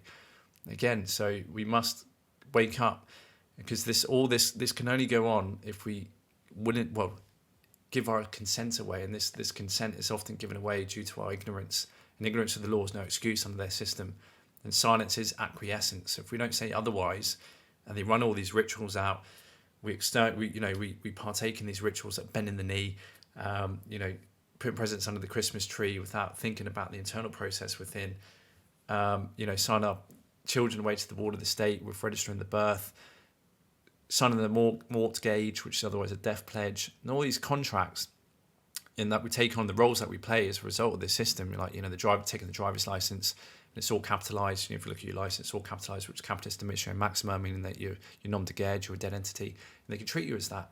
Well, if you're dead, if you're giving away your God-given rights and powers and unalienable rights, and that which makes you sovereign and your crown, well, then they could do whatever they please with that to you without any repercussions from the universal justice team and God. It's as simple as that. And so, just to carry on this theme of ascension, I want to draw your attention now to the harvesting, you know, Revelation 14, harvesting the earth and trampling the winepress. I looked, and there before me was a white cloud, and seated on the white cloud was like a son of man, with a crown of gold on his head and a sharp sickle in his hand. Well, that's interesting. Crown of gold linked to the corona again in the crown, and the sharp sickle is otherwise linked to Saturn, which is the reaping, the harvesting. Then another angel came out of the temple and called in a loud voice to him who was sitting on the cloud, "Take your sickle and reap, because the time to reap has come, for the harvest of the earth is ripe." So he who was seated on the cloud swung his sickle over the earth, and the earth was harvested. Another angel came out of the temple in heaven, and he too had a sharp sickle. Still another angel who had charge of the fire came from the altar and called in a loud voice to him who had the sharp sickle, "Take your sharp sickle and gather the clusters of grapes on the earth's vine, because its grapes are ripe." The angel swung his sickle on the earth, gathered its grapes, and threw them into the great winepress of God's wrath. They were trampled in the winepress outside the city, and blood flowed out of the press, rising as high as the horses' bridles for a distance of 1,600 stadia. Son of Man, the man in the sign of the skies that we said before, is otherwise Aquarius. Look for the second coming of Christ. This all seems to be tying in with the harvest, which could be linked to this interplanetary corporate franchise, which does harvest sentient life forms such as us. If you look at, like I said before, the Georgia Guidestones and all the population forecasts going forward, so just keep that in mind. But this can only happen, you know, if you give your consent away and you consent to all this and don't claim back your crown. And the sickle is obviously linked to Saturn, which is the Grim Reaper, which is Kronos, who eats his own children. And there's the famous hexagon on north pole of Saturn, which is otherwise artificially induced by these rings, which are technologies in order to spellbind. If you spellbind something, you want to practice magic, you always draw the sigils within a ring, within a circle. And this is the art of magic, and this is otherwise happening on a celestial scale, which these dark forces have swept into the universe, I believe, of this solar system, like a virus, and have basically entrapped Saturn, which used to be the higher octave of that was Lucifer. If you read some texts, that the higher version of Satan was obviously Lucifer before he fell. Now he's Satan.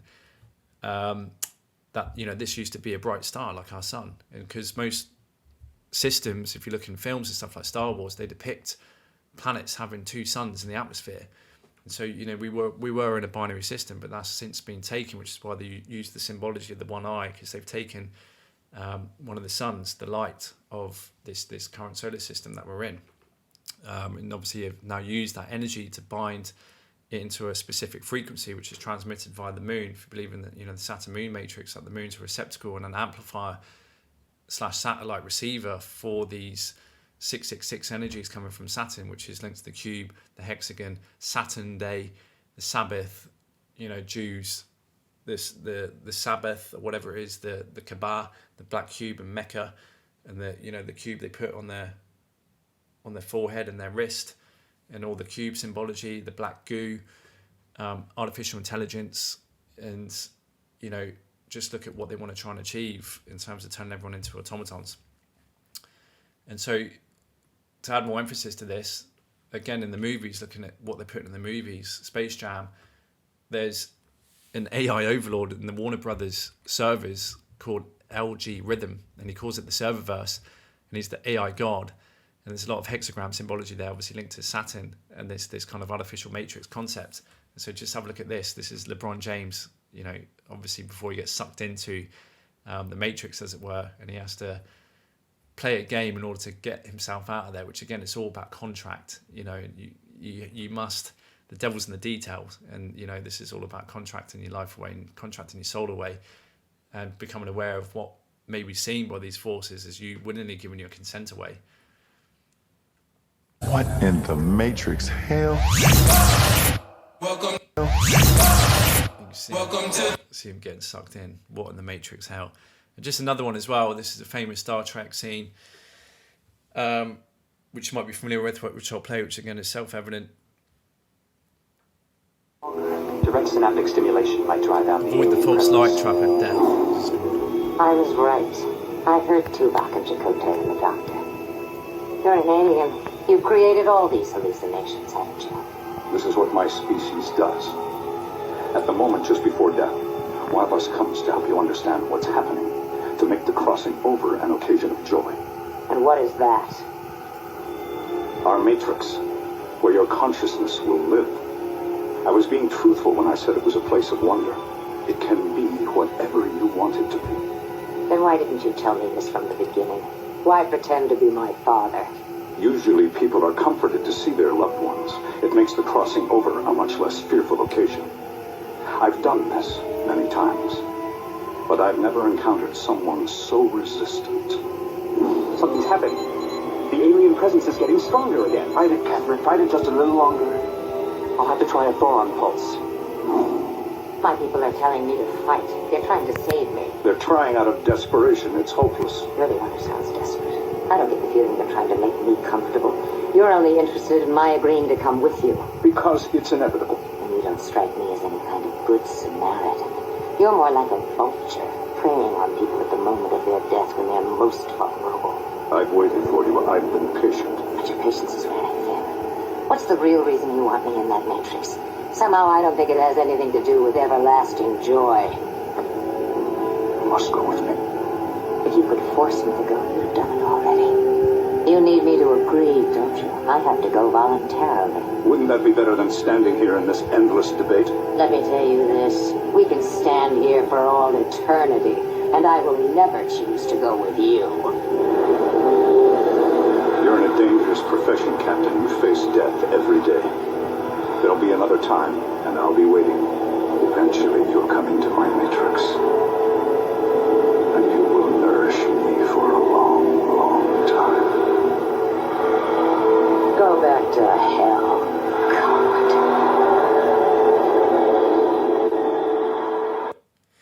What I like about the scene is that it just depicts the power of not giving your consent away, because free will is always respected in this universe. And it just goes to show that even down here, but even in the realms beyond, free will is always respected, but it can only be enforced if you know your rights, if you know what validates, what constitutes a valid contract, and you know all of the tricks and traps that are used to try and engineer consent. And that's all this system can do, which is why they work around the clock 24/7 to try and engineer consent and drain your life force and power away by setting these things up like problem, reaction, solution. Another thing I forgot to mention is obviously Lucifer. And it says here, the wrath, God to unleash his wrath. It says down here, take your sickle, here it is, gathered in grapes and threw them into the great winepress of God's wrath. Well, who's responsible for wrath? under the 7 deadly sins linked to Saturn. So, you should be connecting the dots by now. And so just to continue again, ascension, separating the wheat from the chaff, good from evil, ignorant from the aware, wheat from tares, sovereigns from slaves, God's children from the matrix's automatons. We know, just look around you, the split that's happening on planet Earth at the moment, and there is a split. And so this is very real, what's going on. So pay attention. I know everyone's at different levels of their journey in terms of their awakening, but let me tell you, I've been catapulted in the last 3 or 4 years, mainly due to me seeking the truth. And my gosh, I've been given the truth. Seeking you shall find. And I've been given more than I can chew at times. And I've been out of body. I've had these mystical experiences. I've delved into the spiritual world. Like I said, I had a Kundalini awakening, actual crown chakra awakening experiences. So once these start infiltrating your lives, then there's no doubt now that this is all true. And it's quite wonderful, actually. It gives a lot more meaning to life. But there's a sense of urgency now in order to get this message out to people to, come into their own sovereignty and their own empowerment and know that they have all the power gifted to them by God that they just need to exercise. Because it's only for ignorance that they are unable to exercise it because they don't even know they have it. And it's all based on knowledge. Knowledge is literally the single best remedy in dispelling fear that's engineered by the system. So this is a beautiful, again, allegory of the mustard seed and the wheats and tares, which gives you more insights to what to expect when we're going forward and what's actually happening on the earth at the moment with what's happening with the fork in the road with people, the vaccine, not vaccinated, people waking up and seeing what the government truly are and what's going on in the world, and people are still stuck in to just being ignorant and serving the consumerist, materialistic 666 left brain programming.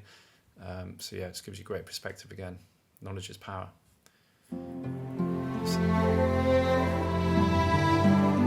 It's a beautiful allegory as well. The same day when Jesus out of the house and sat by the seaside, and great multitudes were gathered together unto him, so that he went into a ship and sat, and the whole multitude stood on the shore, and he spake many things unto them in parables, saying, The kingdom of heaven is likened unto a man, which sowed good seed in his field.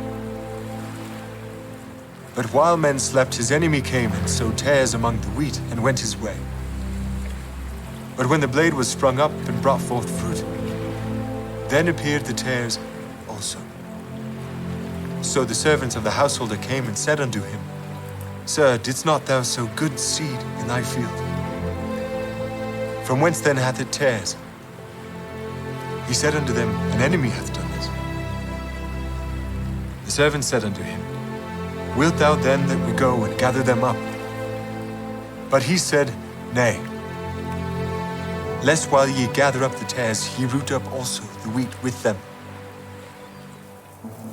Let both grow together unto the harvest.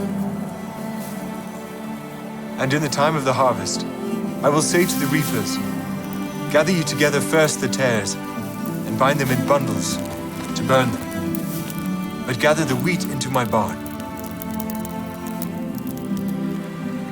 The kingdom of heaven is like to a grain of mustard seed, which a man took and sowed in his field, which indeed is the least of all seeds, but when it is grown, it is the greatest among herbs, and becometh a tree, so that the birds of the air come and lodge in the branches thereof. The kingdom of heaven is like unto leaven, which a woman took and hid in 3 measures of meal, till the whole was leavened. All these things spake Jesus unto the multitude in parables, and without a parable spake he not unto them.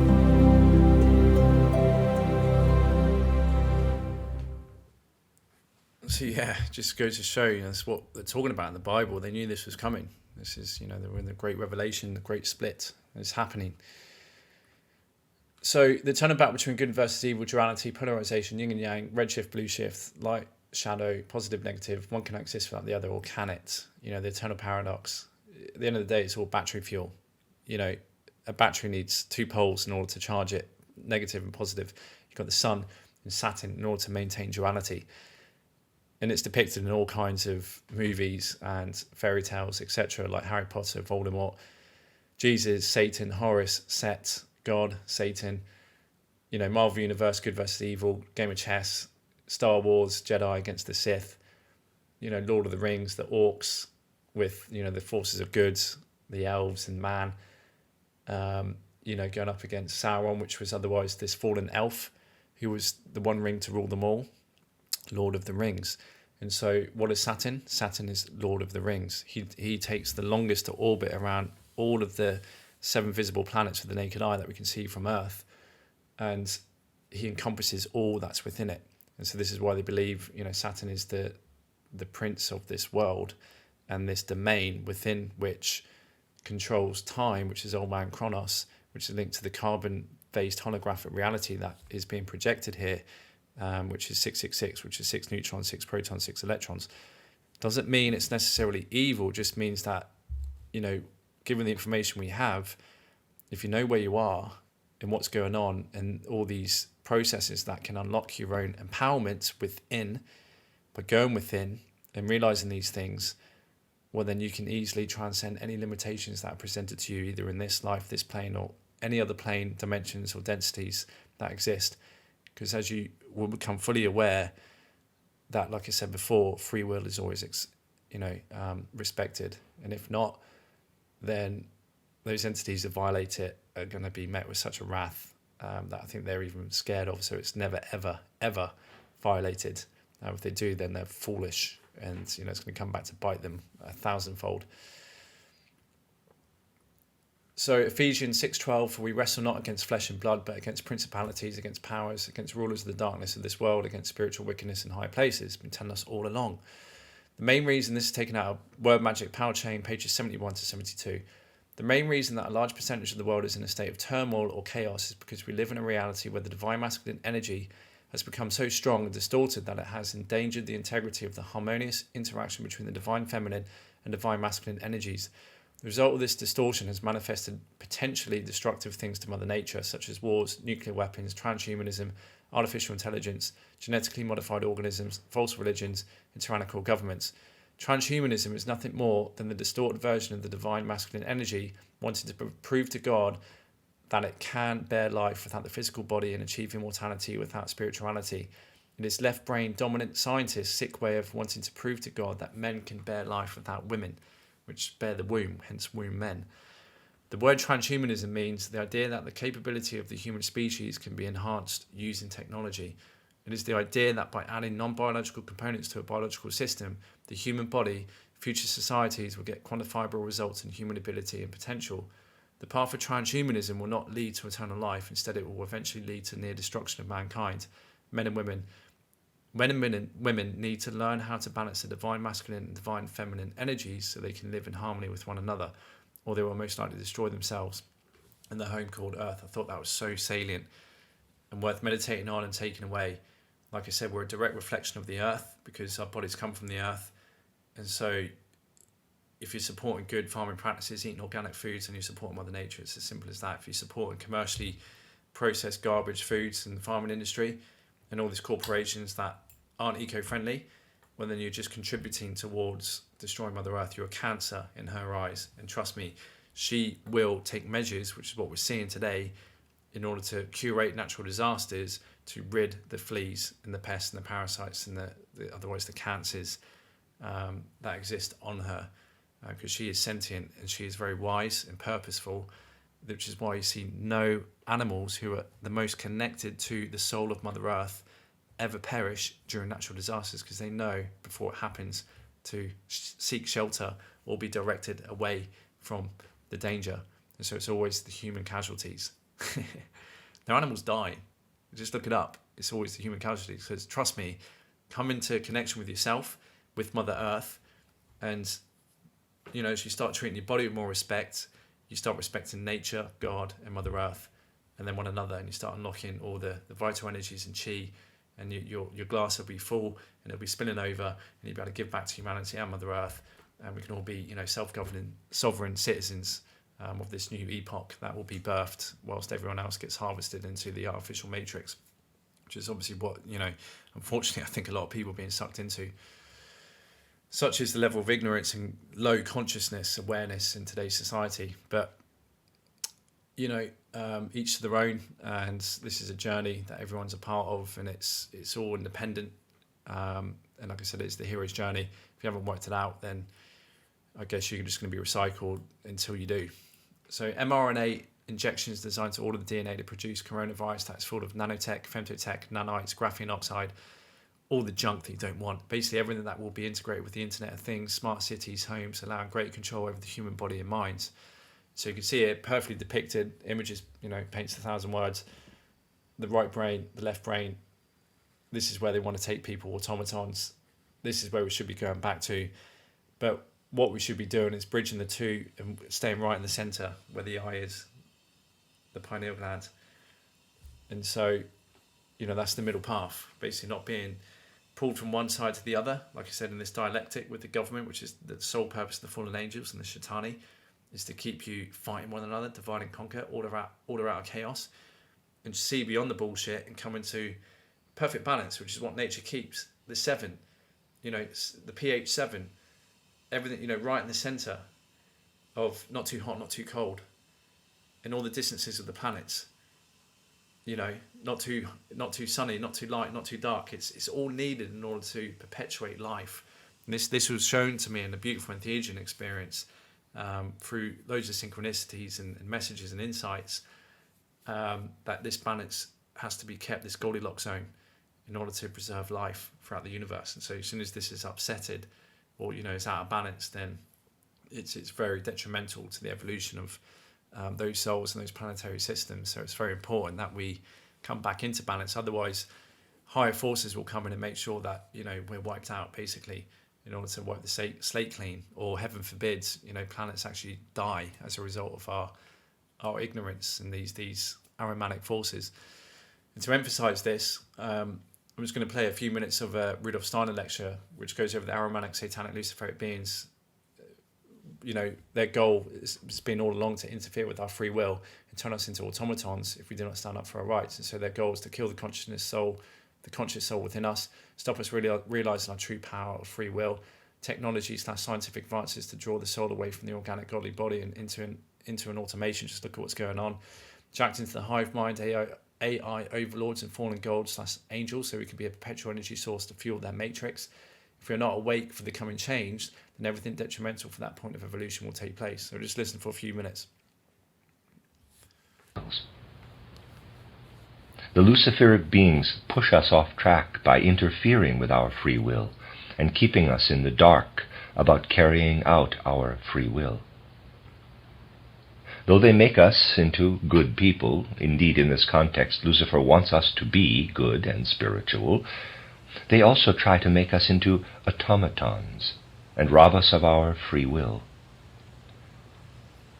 In other words, the Luciferic beings want to help become clairvoyant in accordance with the principles of good, but without free will.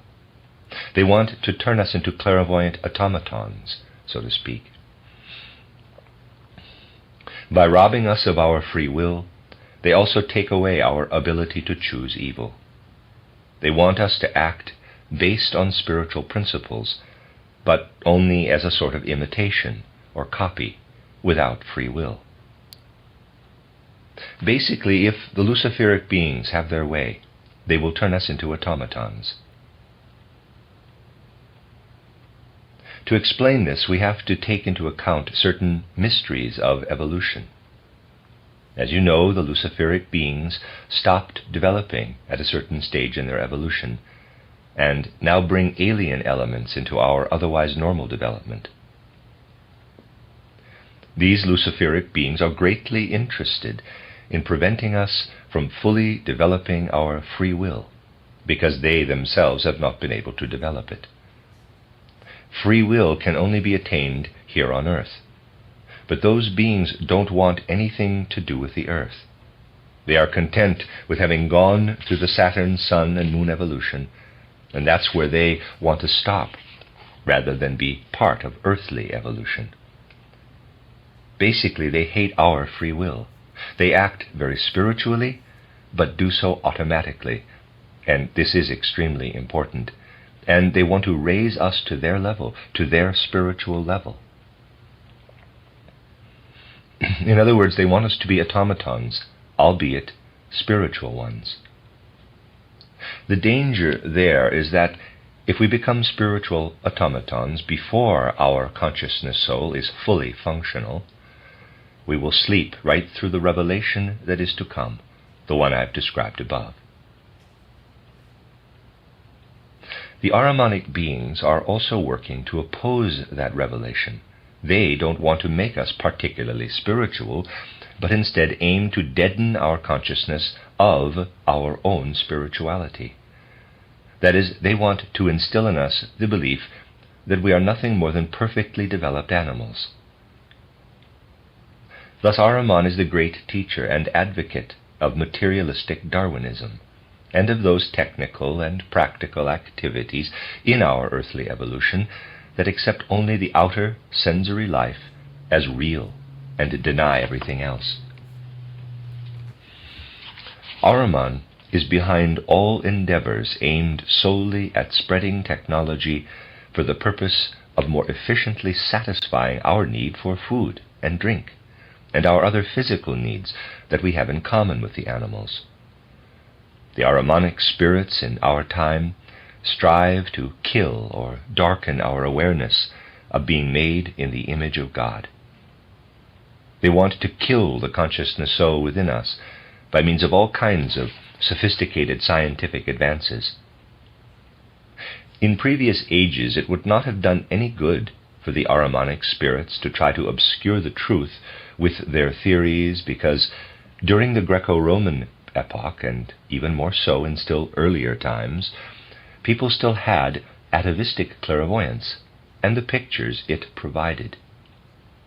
And therefore it didn't much matter what people were thinking. With the help of those inner pictures, people could see into the spiritual world, and thus whatever Ahriman might have tried to teach them about their relationship to the animals would not have made any difference in their life. It is really only in our fifth post-Atlantean epoch, which began in the 15th century, that thinking has become powerful. We could say it is mighty in its powerlessness. Unlike in previous times, since the 15th century, thinking has become able to lead the consciousness soul into the spiritual realm. And at the same, it also gained the power to prevent that soul from entering the spiritual world. In contrast to earlier eras, in our time, theories and sciences are consciously trying to rob us of our divinity and of our experience of the divine. This has not been possible prior to the age of the consciousness soul, and that is why the arhimanic spirits are trying especially hard now to spread teachings that blot out our awareness of our divine origin. There we go. Self-explanatory. Rudolf Steiner was an astrologist, a biodynamic farmer. I think he founded that movement, an anthroposophist. He founded that philosophy as well, merging spirituality with materialism. He was a seer and a spiritual adept. And I think he was able to get out of body. He had clairvoyance. He was just an overall genius and gift to mankind. And he's got a lot of the audio lectures that were recorded. Obviously, the guy speaking at the moment is not Rudolf Steiner himself. Rudolf Steiner was an Austrian, and he existed in the early parts of the 20th century. So he knew all these things that we're talking about that was to come, based on him having spiritual foresight and being able to see into the causal realms of what brings about the effects and what actually is happening here on planet Earth, which is all very empowering knowledge. So I'd recommend, he's got a YouTube channel, Rudolf Steiner Press. There's loads of great audio lecture series on there that are obviously translated from Austrian into English and then read out by that gentleman there that you heard. So I encourage you just to, the artificial matrix of mind control, except from word magic, pause this and read through this in your own time, just to save time in this presentation. It just helps to get you to understand the nature of reality that we're in, and how we are all creators of our own reality, which is why it's so important to get rid of these mind viruses that have been inserted in by these arhimanic forces and governments to take us away from our true power and divinity, being able to exercise our free will and to bring about heaven on earth and our version of reality in the timeline that we want to experience. And so if we collectively get together, like I said, and all become sovereign and educated and know about these things and become learned in how to decode all the hidden symbolism and not get sucked into contracting away our free will, we can be very, very powerful, and we can actually rise above, like I said, and transcend all these limitations that they put in place, which are probably, you know, like I said, necessary. It's probably a necessary evil for us to grow. And it's that resistance, isn't it? Like electricity needs resistance. It's always that yin and yang aspect, that resistance and magnetism, in order to, you know, provide contrast and polarity in order to experience something. It doesn't mean that there's separation, like male and female. They're not poles apart, they're not opposites, because in every female there's elements of the male, like testosterone and things, but it's just the measure of those hormones and what makes up a female, and likewise a male. There's everything that constitutes a female in the male, but it's just, and that's perfectly symbolized in the yin and yang symbol, which is probably the most powerful symbol the planet has ever come to grace this planet, because you got, again, on the feminine side, the yang side, there's the feminine aspect with the dot, and on the yin side there's the masculine aspect with the dot.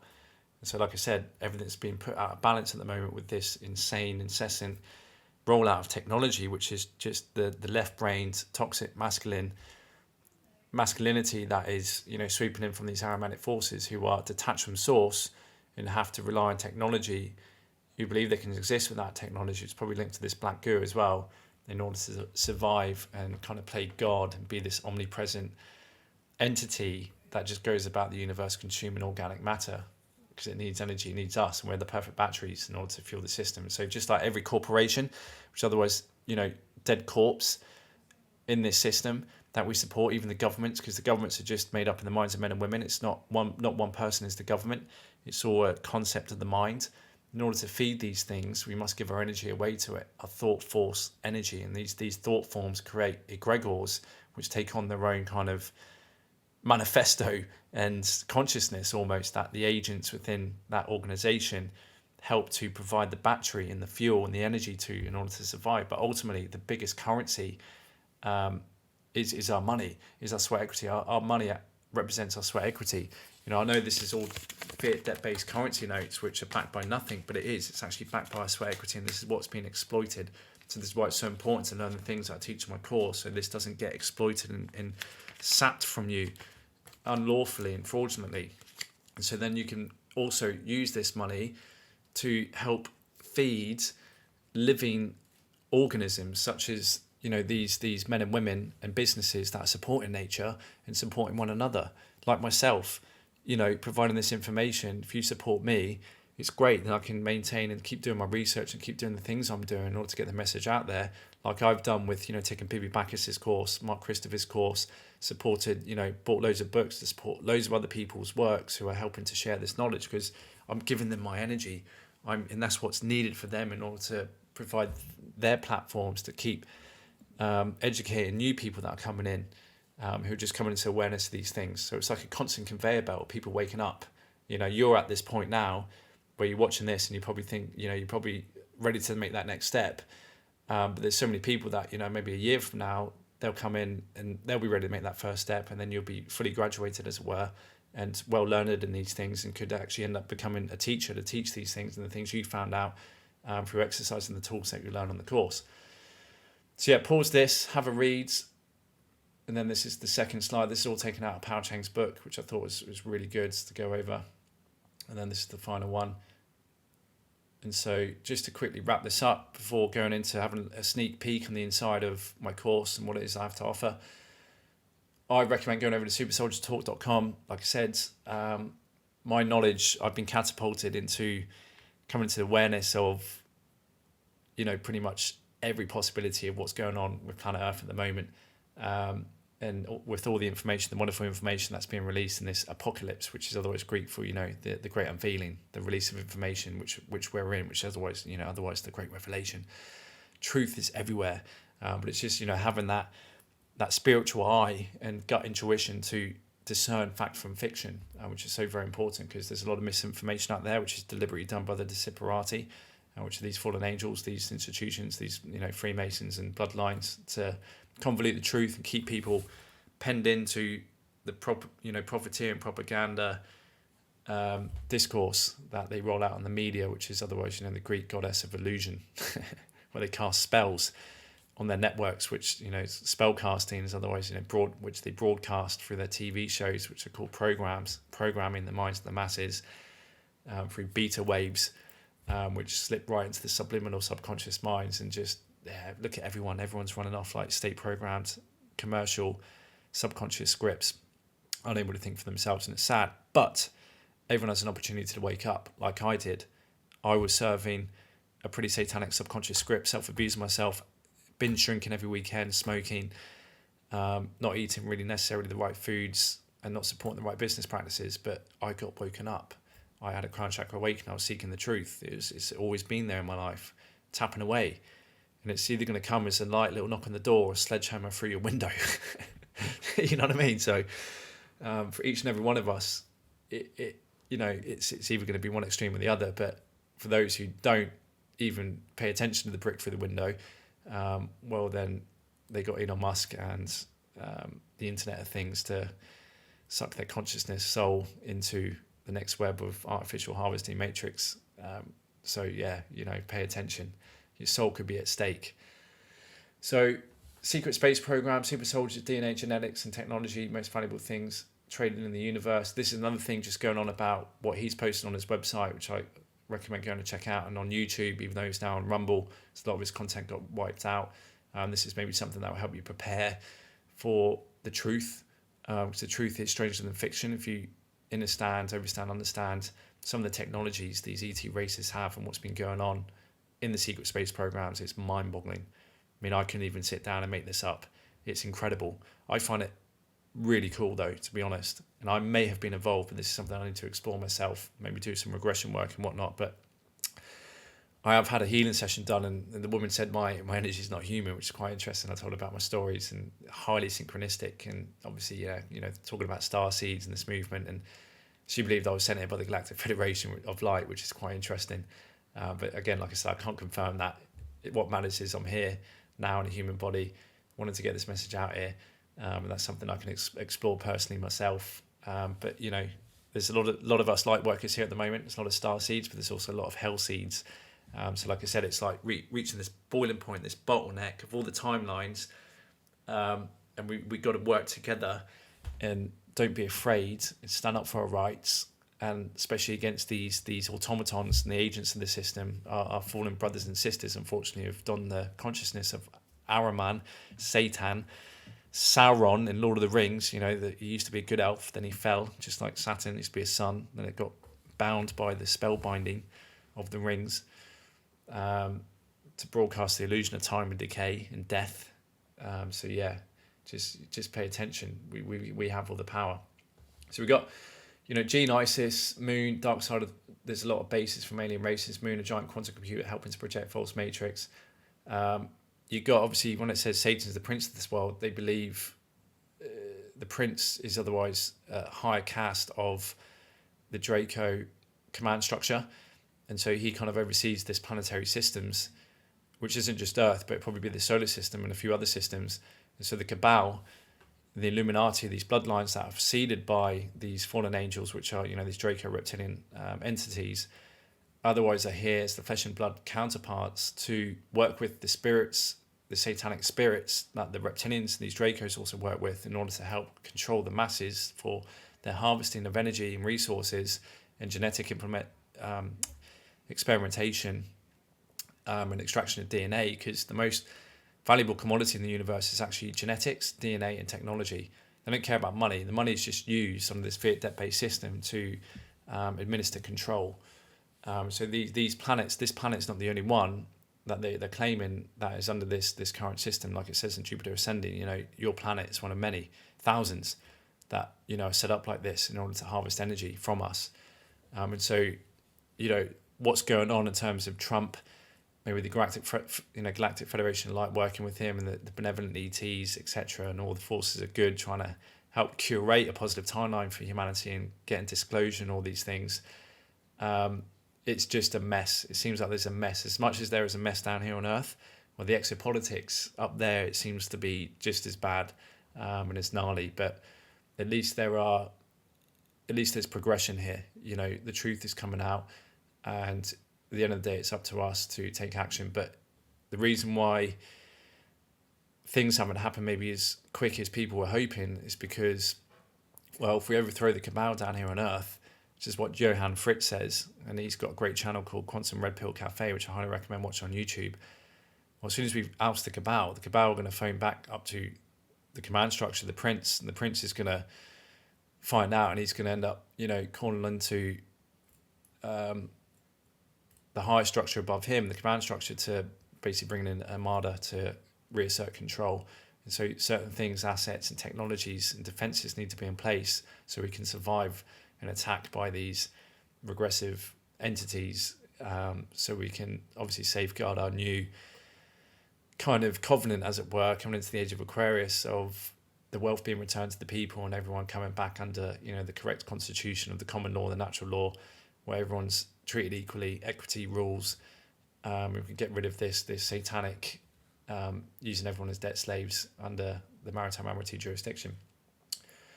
So yeah, I'm going to refer you onto a brilliant documentary which introduces you to this if you're not really up to speed, which I highly recommend. Like I said, it's always best to introduce this into your psyche so you can prepare yourself for what is about to come. Given everything that's been said in this presentation, this is on Rumble, and you've got the title of this, so you can pause and you can go and search this. You better find this on Google and in Rumble. And this is from James Rink, who's a self-proclaimed super soldier. And a lot of these so-called super soldiers have woken up over the last 20 years, again, as these new energies are coming in from the cosmos to help us out in order to get rid of these regressives so humanity can progress in their soul evolution. For those who are ready anyway, willing to take responsibility for themselves.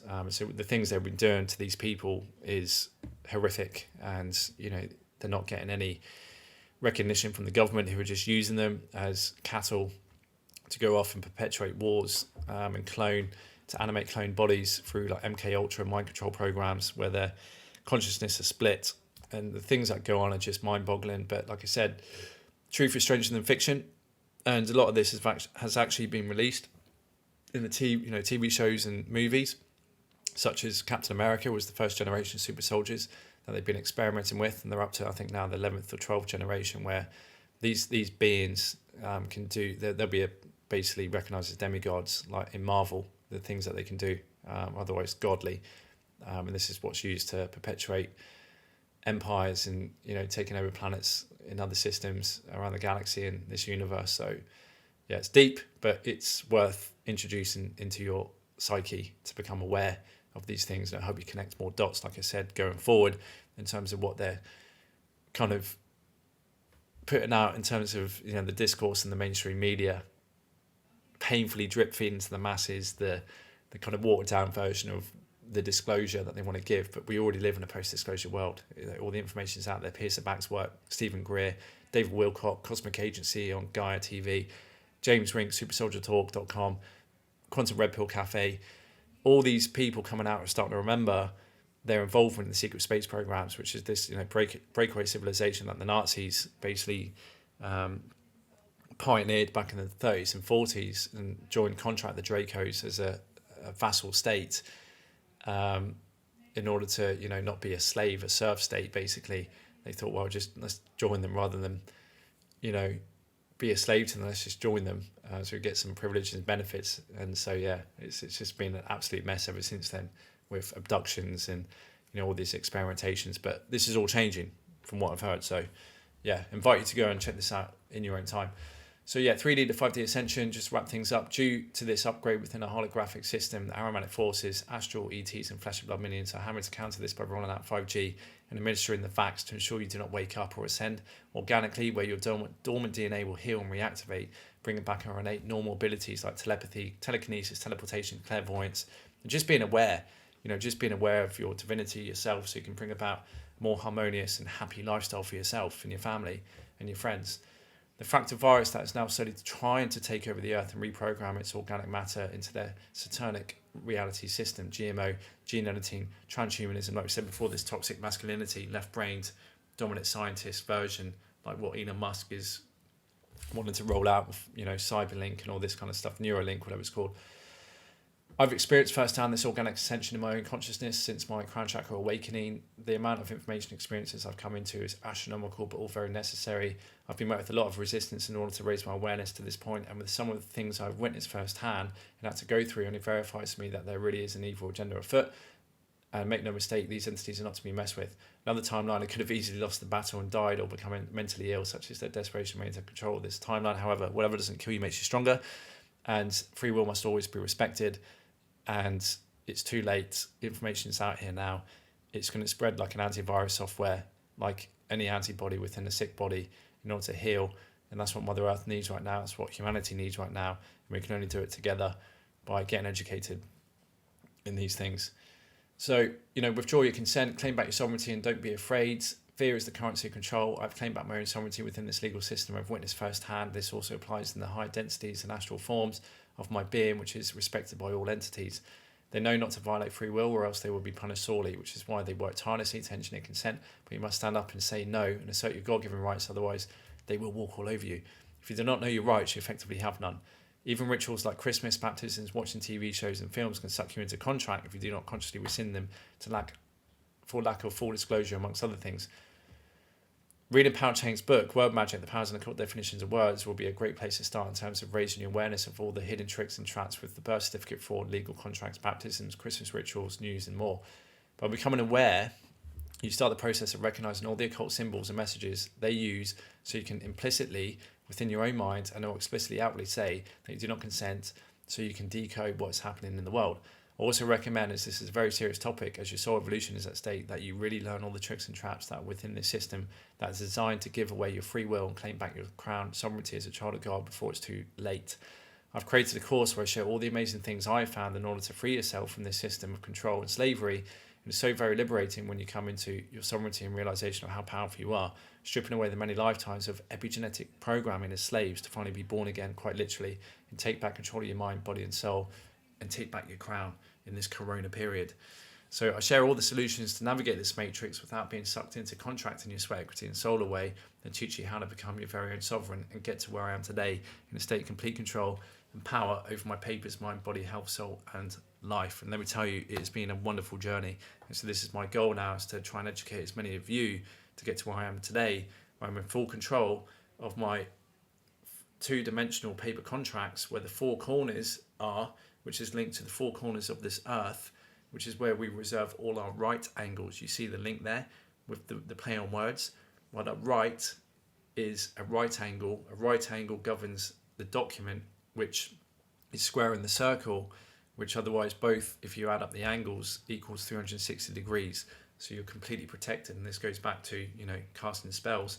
360, it binds something. So when you write down your terms and conditions on your paper documents, and you understand all the procedures, all the customs, how to register the secrets of the postal road mechanics, this, that and the other, and how to set up your own court of office, like I've done, you literally reserve all your rights. And so you keep a record of that, and that must be respected, and it is within this system and God and the whole universe, like I said, because everything that's recorded, everything we do. And even when we hit man and women's records is more superior than the states. So even with, having this power, which I teach in the course, creating your own seals, setting up your own court of office, you can register your own IDs, and you can start being this person, this sovereign entity that you're going to be birthed into during this corona period, where you've claimed back your crown and rescinded all these contracts that otherwise wrongfully having you down as dead and lost at sea, but putting you in a place of, secure party creditor and principal to that agent, which is your fictional self, which can be used in order to conduct commerce within the system, but you're never joined it to.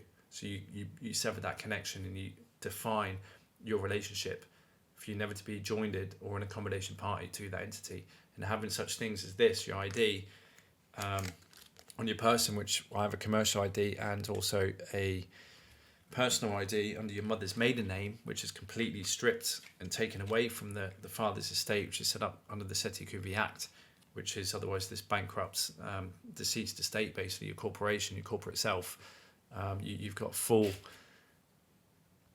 anonymity, as it were, as a sovereign child of God under your mother's maiden name. And that's again what we need to come back under, is bring back that divine feminine. Like I said before, everything's been patriarchal and left-brained, toxic masculine.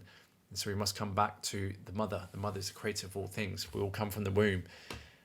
But they otherwise, as soon as we come from the womb, they bury us in an artificial tomb, which is only exists on two-dimensional bits of paper. So just to go over to the website. So once you sign up to the website, if we go to the homepage here, which you'll see, and you click enroll today, you can get a 10% discount by entering Freedom today, which should show up. So if I just enter that in, 10% off Freedom today, it'll come to £675, which is amazingly cheap, for the value content that's within. And considering I've spent over $3,500 on courses with the UCC1, and then Mark Christopher's course with the quantum grammar, and then the 2 years of research and all the all the money I've spent on postings in order to send and receive to these institutions to put this all into practice and see what works and what doesn't, basically. Throw a load of mud to the wall, as it were, and saw what found out what stuck, basically. And so that's amazing value, to be honest. And I did initially put it on for a bit more, but I don't really need the money. It's just I know the psychology of investing in something, and if you give something for free to someone, then there's no investment. And so it's something, price such as that should invite everyone. It should be affordable by anyone. Like I said, when I first came into the realization of this kind of stuff, I was in debt, and I actually took out a loan in order to do the UCC1 course, and then another loan to do Mark Christopher's course. And then I actually came into the knowledge of being able to discharge all of my debt lawfully, which is brilliant, which I share within the course. So once you sign up, you'll get given a private login detail. You come into the main hub here, which is the Sovereignty Masterclass, and you'll be brought to the dashboard, which basically just outlines, some useful resources and where you can find all the modules, which I'll go over now. And obviously here's the certificate of the identity, which is so very powerful that you'll be able to create once you go through all the steps of generating your own seal, setting up your own live life claim, getting that number, do the UCC1 filing as well. And so we can put all this on your ID, which I can generate for you if you so wish, if you don't have the resources or so-called knowledge. I'll just move myself down here so you can see things a bit clearer. So if you haven't got the knowledge or the resources and graphics skills to do these things, I provide you the template. So if you wish, you can without any cost, but I obviously can do this for you and generate for you. And obviously we've got the QR code down the bottom here that you can see. And these are the seals, which you'll have generated. So once all these things are set up, which this course will walk you through, these are so very powerful to have, like I said, on your person. These have been used in these have been used in the airports to successfully get all the agents in the matrix to bugger off and leave you alone. So you're not being imposed upon by these strict medical apartheid rules and regulations. And so I go through all this and break down, all the rights that are afforded to us under international law and how we can become our own sovereign state, sent as and acting as a diplomat and consul general of our own sending state, which is otherwise your surname, which is your deceased estate. And because all these countries and states only exist on two-dimensional bits of paper, like the conveyances and all the weights and measures and all the laws, all they exist on is two-dimensional bits of paper. Remember the four corners. The ring, the square and the circle. This is why they say in boxing, from the four corners of this earth to the four corners of this ring. Well, why do they call a boxing ring? Why do they call a box a ring? Well, again, it's just showing you the symbology here and the esotericness of all this kind of practices that are literally governing everyone's reality. And so this course will make you competent and up to the level where you completely mastered the two-dimensional realm of paper contracts and procedures, which will then allow you to master the 3D realm of exercising this right in person when you have your papers to back you up. So show us your papers. If you show us your papers, that's going to dictate how these agents treat you. So if you show them your papers, where you are all capitalized and nom de guerre, well, they're going to treat you like a ward of the state, like an employee of the bankrupt McDonald's franchise that you've been born into.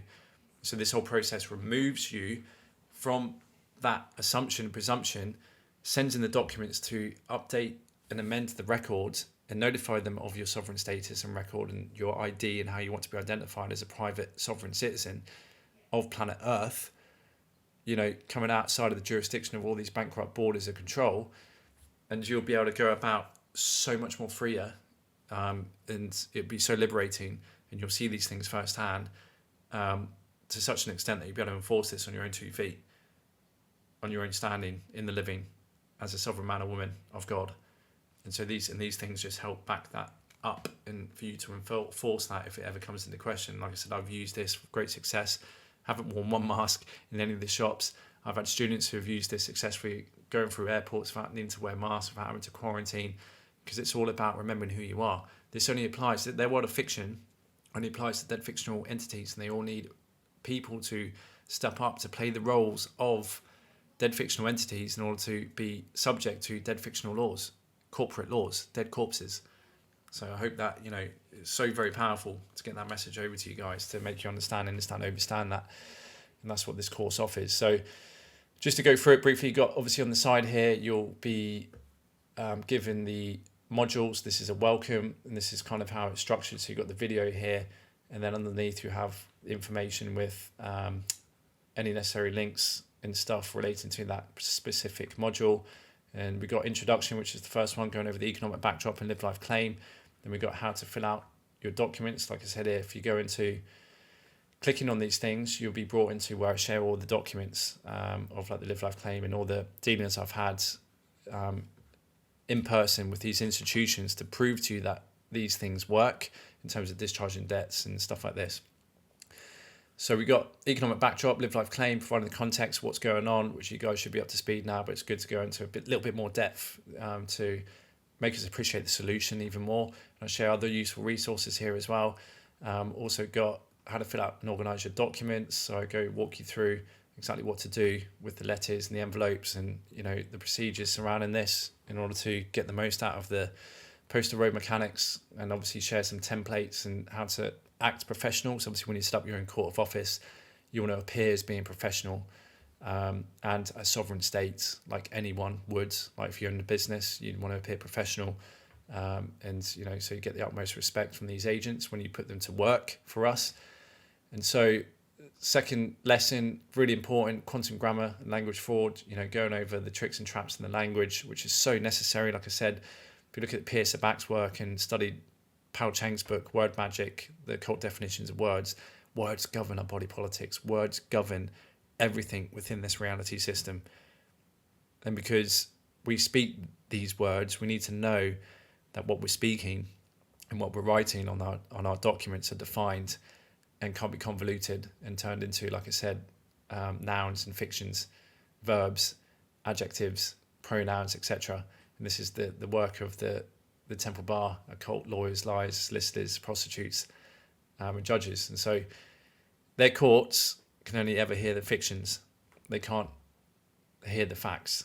And so, if you in court, you've been caught, quite literally. And look at the homophone in the word there, court has been catched.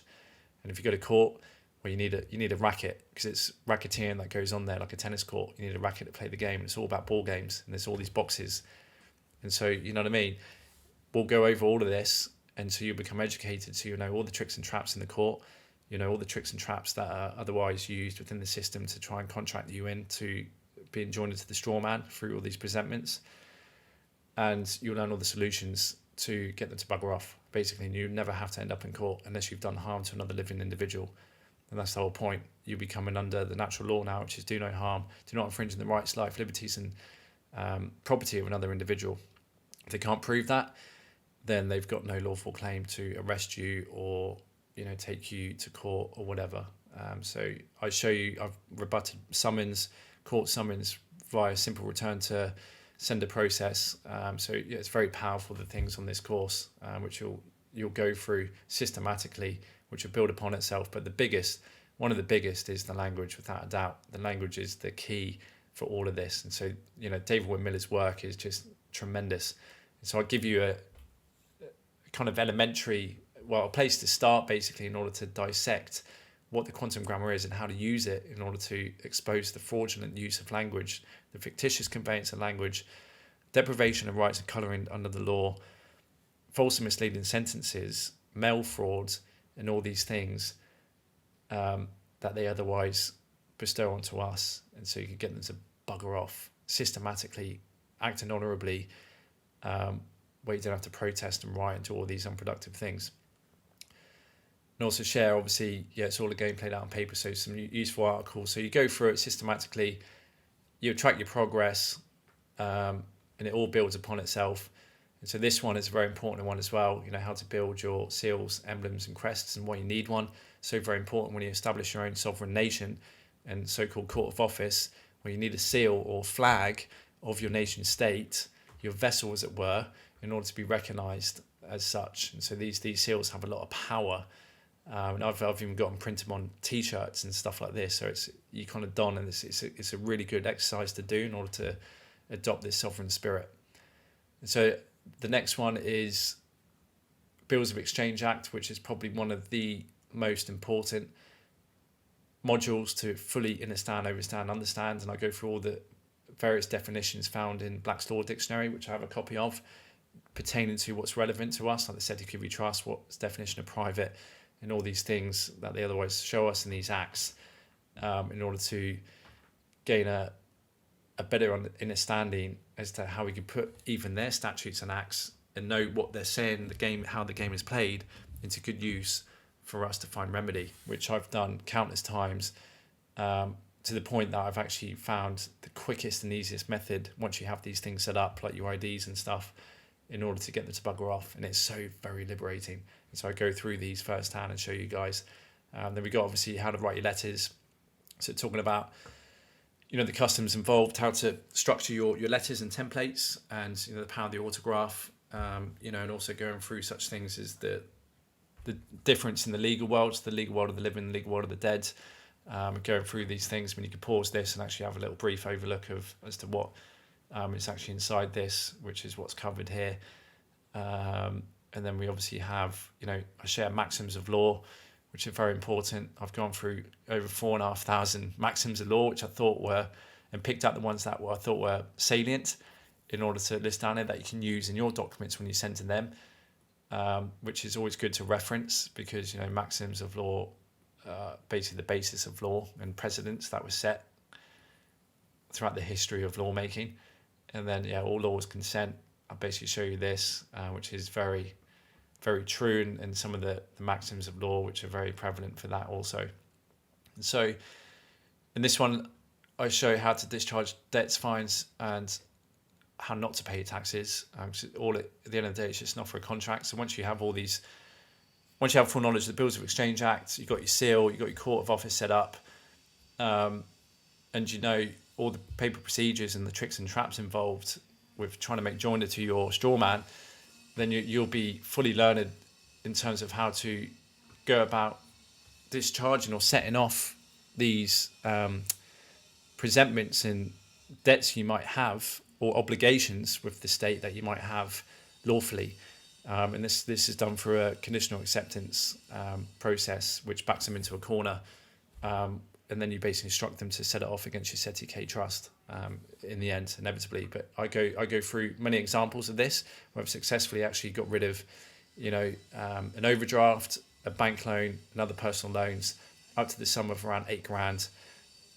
And I've even had, a letter confirming the fact, and it just goes to show the tricks they play in terms of the plausible deniability to test whether you actually truly know what you're talking about, or you just copied and pasted something off the internet. And so this is otherwise going to help you reveal the nature of the beast, as it were, and how to navigate their ignorance and their stubbornness, and basically show you that you just don't give up and keep persisting and have a record of everything that you're sending.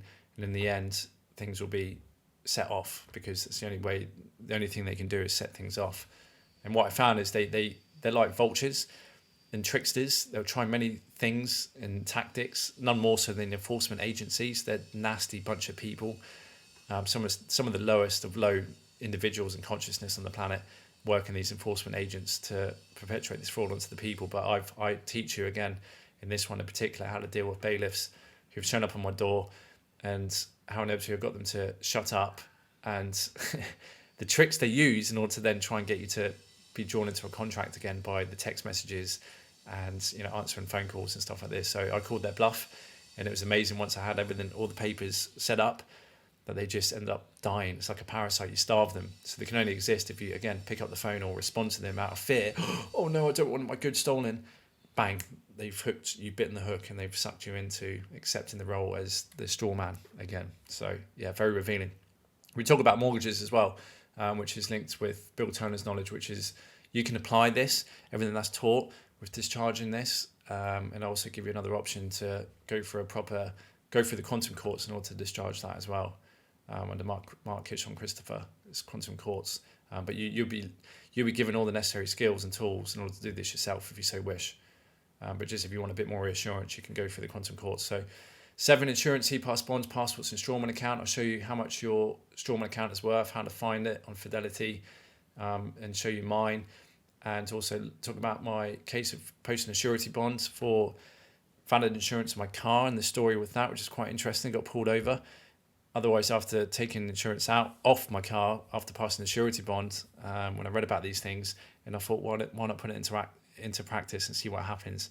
And obviously, I came off paying tax as well, because that, again, is just another contract with the driving agency in the nation that I reside in. And so I got pulled over, and what was interesting, they couldn't actually touch me based on just one bit of document I had to prove that I sent in a surety bond. And then long and short of it all, there was a few back and forths of letters. I had to go in. They issued a halt. They couldn't do anything in the police station, so I walked away scot-free. And then obviously they came after me a few months later to try and process the order through the courts to fine me with points on my license and a fine. And so I just, again, sent a letter back. And I'll show you all this, saying what happens. And I've got a surety bond, so I'm actually insured. Which is backed by my SETI K trust, which is basically another way you can access your trust. And I actually got a letter back of apology rescinding the points and the fine. So it just goes to show this stuff does work, and I have first-hand evidence. I'm showing you these things. And what's important as well is obviously going over their documents they issue us, so passports and driver's license, and how we can actually make joinder to these things. So we're not, when we present them, if you going through the airport and stuff like that, we can still use their documents, but be recognised on the observation page as a sovereign living entity with the live life claim number in this, and the stamp affixed for the proper stamp duty, acting as postmaster, as well as having obviously our IDs on us at all times, because it's very important. And trust me, you watch, your whole reality will change. These things are so very powerful, so very powerful. So this is my job, to try and convince you and get you guys up to speed as to seeing the power in these things, because I know there's so much doubt out there, it's scary. And that's just all based off ignorance and fear. Because I know, because I was there before, not knowing all these things. But once you come into knowing all these things, it's like what's happening in the world of fiction around us just fades away. It's like it becomes so distant that you don't get involved in the smoke and mirrors, as it were, of their illusions, which is designed specifically to, like I said before, engineer consent and get you to fear, because fear is the currency of control. So yeah, go through that, make joinder for your documents. Then we've got the certificate of identity, which is going over the Universal Postal Union orders, which is going to give us all the rights under international order to set up your sovereign estate, and also the certificate of identity, which is these IDs. Like I said, I've got one commercial and one personal. One's under your SETI K trust under the father's name, and the other one's under your mother's maiden name, which, like I said before, I offer a service to make these. Once you've gone through and obviously got your seal established, UCC 1 done, if you want that done, that's optional, but at least the live life claim and your seals need to be done in order to get this generated. And I go over the details here that you can see in order to have this done, which will cost a little bit of money just to get my just to pay for my time and doing the graphics and the templates, because it does take a bit of time, and the servicing, the processing, obviously printing as well. But like I said, if you can do this yourself if you have the means, but it's just sometimes very convenient to, just because I've got the systems in place, I can offer this for you.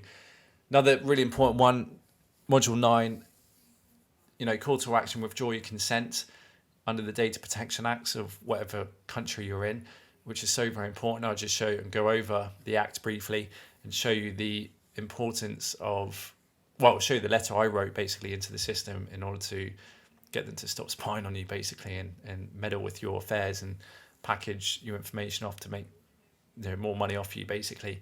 So you've got, again, under that private jurisdiction, and private, trust me, is such a powerful word in law, and that's where we want to be, is in the private domain, not in the public domain, in the private domain as a sovereign citizen. going about our business privately. Module 10, SETI K Trust. This is a big one. I went through all of the acts under Parliament from 2020 to all the way back to like 1840, looking at everything that's relating to this trust. And so I reveal all in this. And so it's really, really good research, which otherwise proves, what's happening and the things and the acts and stuff that we can quote in order to, send into them to have our trust revested and start the process, and see whether they honour that. And obviously put in here another great presentation, which just helps emphasise the things that I've done by decoding the acts, and just adding more value to the research that's already out there that will lay out the breadcrumbs for you to do the same and hopefully, find some results and get them to, give you a little bit of your wealth that they've been robbing from you. But like I said before, I can show you how you can access your trust via issuing bonds and via, setting things off through, these presentments that you can do, return to senders and stuff like this, and setting off debt, etc., which is all very powerful too. So yeah, finally, module 11, sending in your documents, write your declaration. So I go over, putting this all into practice. And once you get everything established, and all these things, well, you're going to write your terms and conditions.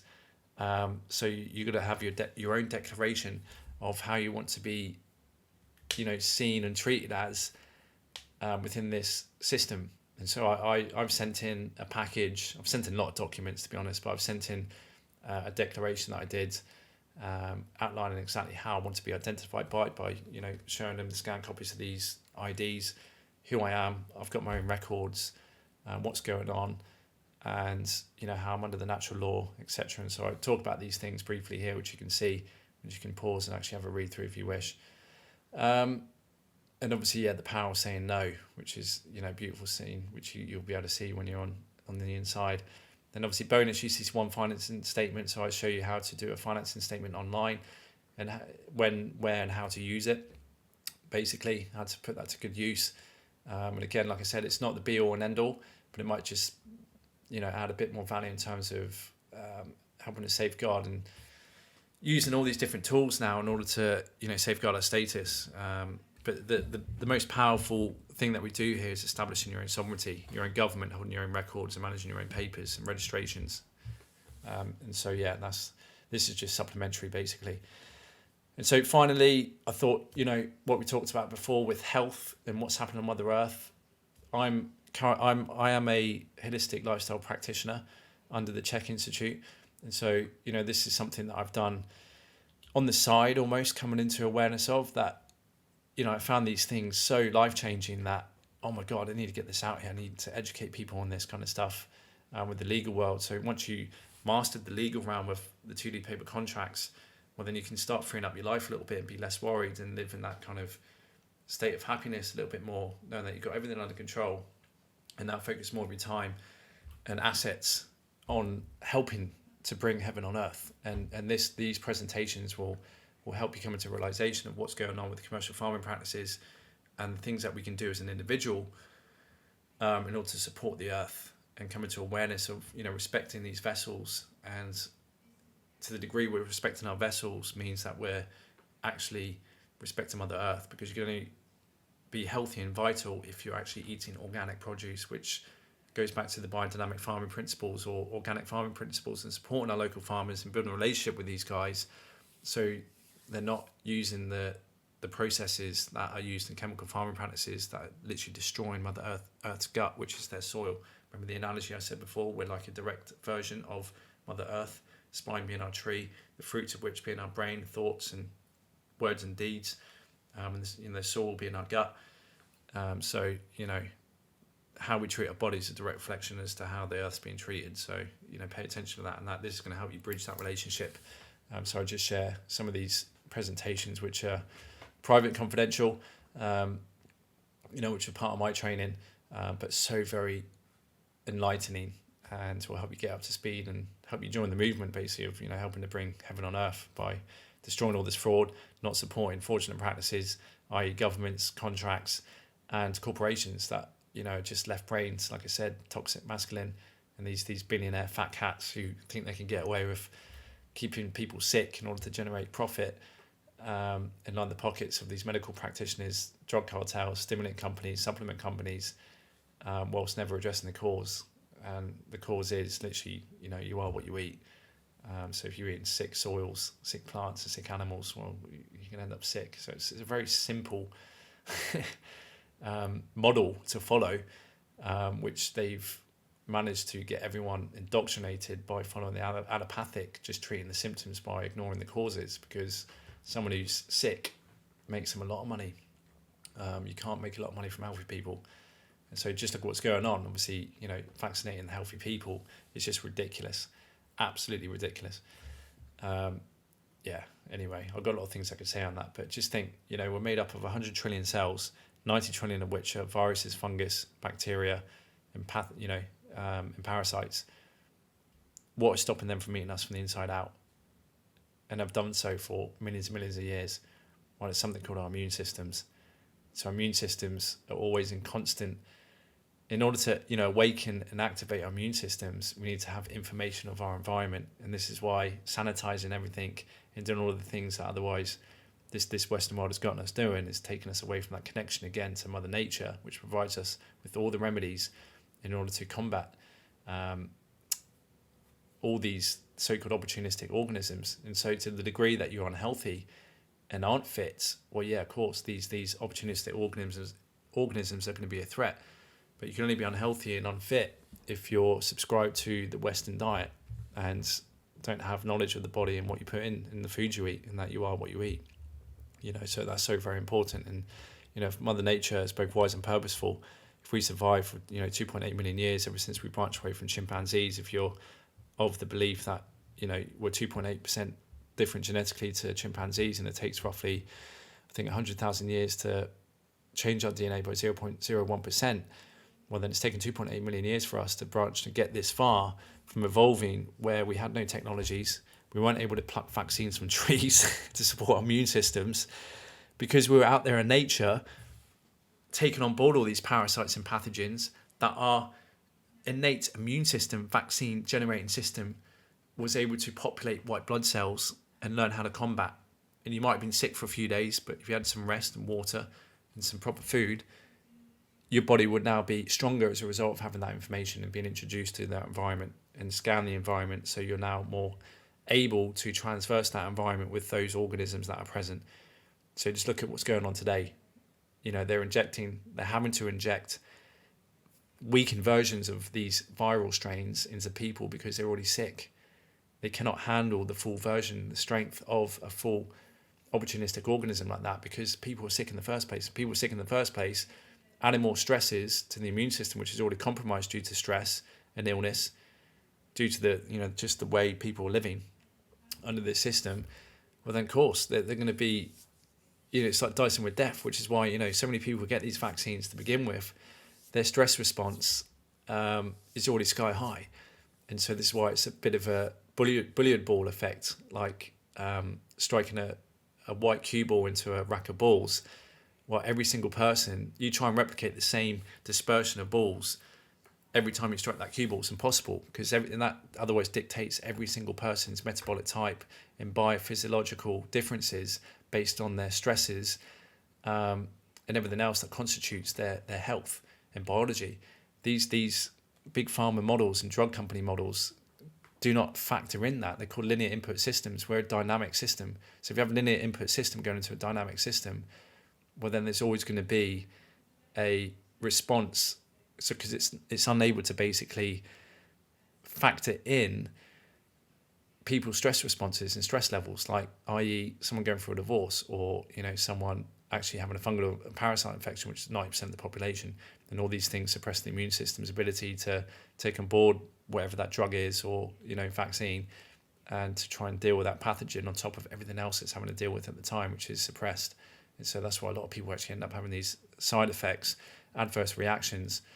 And obviously otherwise, everything else they're kind of rolling out with what we've just been through, having to deal with. It's just added stress to the body. It's unnatural. Like I said, everything is going towards this left-brained automaton kind of reality they want to manifest, where free will is stripped and everyone becomes part of the hive mind. So yeah, this just helps you come into awareness, and I thought it's really good to put in there because, you know, being a sovereign is all about being an upstanding sovereign citizen, a role model, and you can only do that if you're healthy and vital and you've got energy and the whole systems are working and you're working in symbiosis and you're living up to Mother Nature's standards.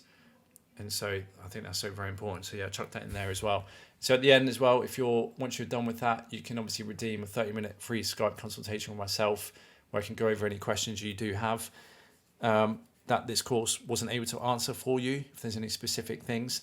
And I also do offer, just depending on the case and what's going on, my time in order to go over any particular cases that you might have or situations on top of that 30-minute allotted time. But I charge £140 per half hour. That's £280 an hour of my time, because I've got a lot of other things I'm getting on with. Like I said, I've got my holistic health and practitioner training and clientele that I'm dealing with. I've got other businesses on the go. And so, you know, if it's serious and you need my help, if you haven't been able to work it out yourself with everything that's on offer here, then we can maybe talk about it and have a consultation. So there you go, guys. Right, back to the slideshow. And this is obviously, you got this for life. Once you have your login details, you'll have this for life. As long as people keep supporting the channel, or supporting at least the costs of keeping this on the website and with the platform, so people can access it. And so yeah, it's pretty straightforward. Like I said, it's really good. It tracks your progress. I'll be able to see when you're done as well, and we can get everything put in place for you basically, so you can reclaim your crown during this Corona period. So yeah, just to go over quickly, just to wrap this up, 20 Solutions to Free Humanity. This is again taken from Pao Chang's book. Just to go over again, you know, true freedom requires great responsibility.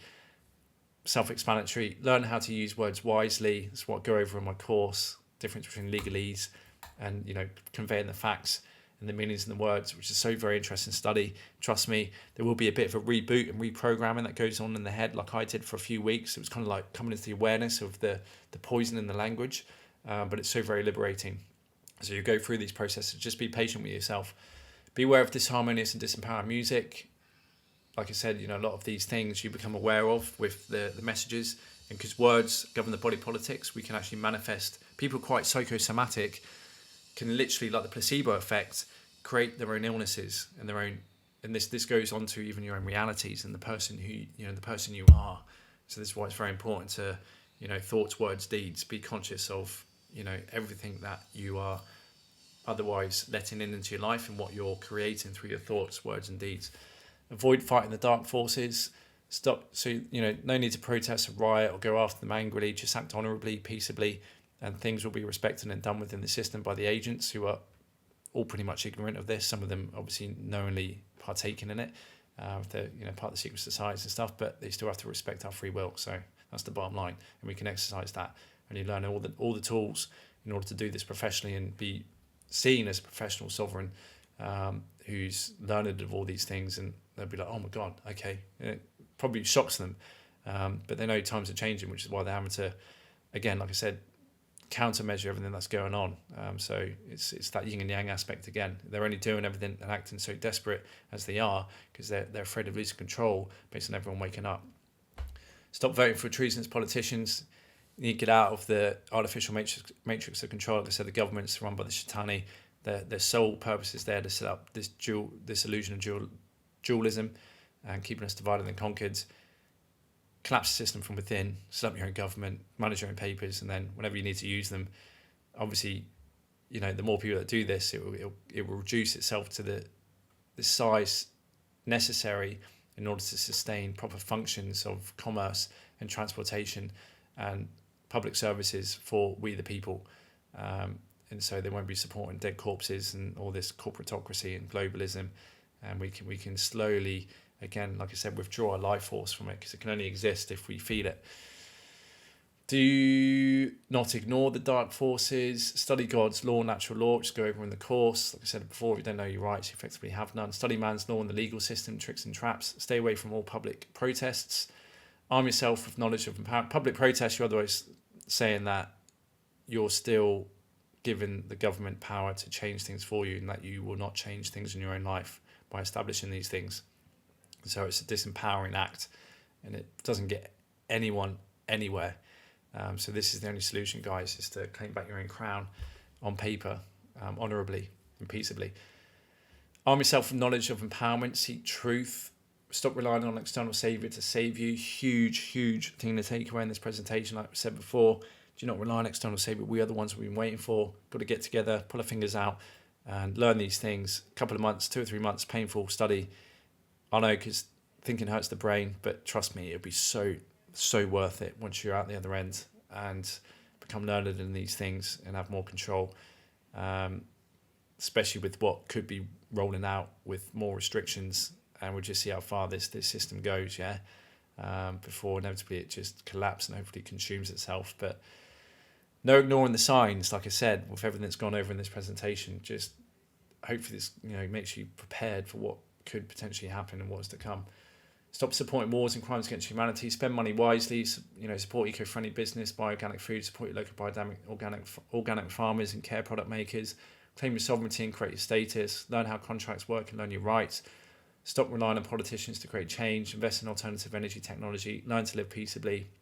Write your own declaration to protect your natural rights. Live like small communities. Basically, everything on this course you will learn that is outlined here as to be the change you want to see and get you there fast tracked within a couple of months, for very little, 10% off. It's a no-brainer really. And so, Corinthians 3:16, 17, do you know that you are the temple of God and that the Spirit of God dwells in you? If anyone defiles the temple of God, God will destroy him. For the temple of God is holy. Which temple you are? Ask yourself which temple you are. You've got to start supporting. Once you start taking back control of yourself and your life and claim back your crown, well, then you can start helping others and helping this world manifest heaven on earth, and to bring back, everything we need in order to get rid of this ridiculous insanity and psychopaths that are in government and all these institutions, because they can't get to God, they can only get to him through you. So you are the one you've been waiting for. Time to wake up and start acting like the child of God, like I said, and claim back your crown as a sovereign. So I hope this presentation has raised your awareness as to what's happening in the world, how the dark forces inverting certain situations that otherwise are linked with our awakening, and how that's designed to engineer consent and pull people into contracting away, again, the life force and soul energy, not only in this physical plane, but potentially in other planes of existence. There's no denying this. And so you can see the tricks and traps and the rituals used with, what's going on. Corona is the crown. It's Latin for crown.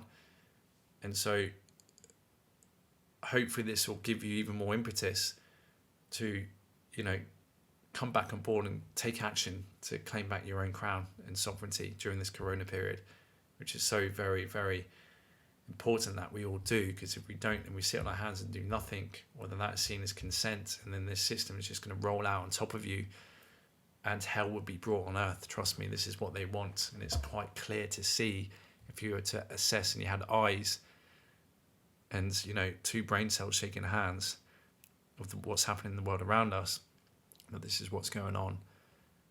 And so I invite you in, become learned, join the sovereignty movement.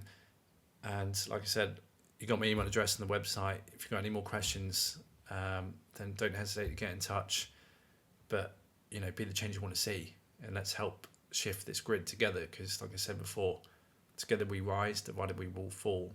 And so it's about time we become all educated in these things, and become learned in the things that they've otherwise kept from us for centuries and millennia, in order to empower ourselves and get rid of this satanic caste system of hierarchical control, which keeps us all down at the bottom, serving just a small percentage of people at the top, which is not mammalian at all. It's not humanitarian at all. It's archontic, it's non-human, it's heartless.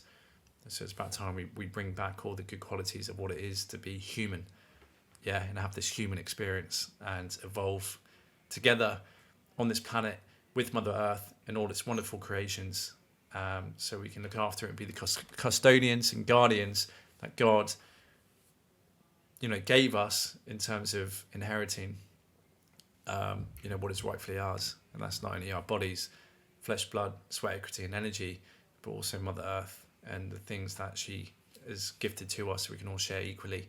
Not own, but share equally. I mean, the native Indians, had the best philosophy towards ownership and control.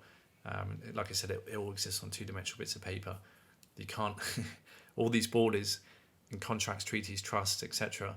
only exist in the two-dimensional fictional realm of paper contracts and procedures, before which all the native peoples knew that we're just here sharing Mother Earth. Mother Earth can't be owned, but it can only be owned if you're sucked into playing this fictitious role on paper.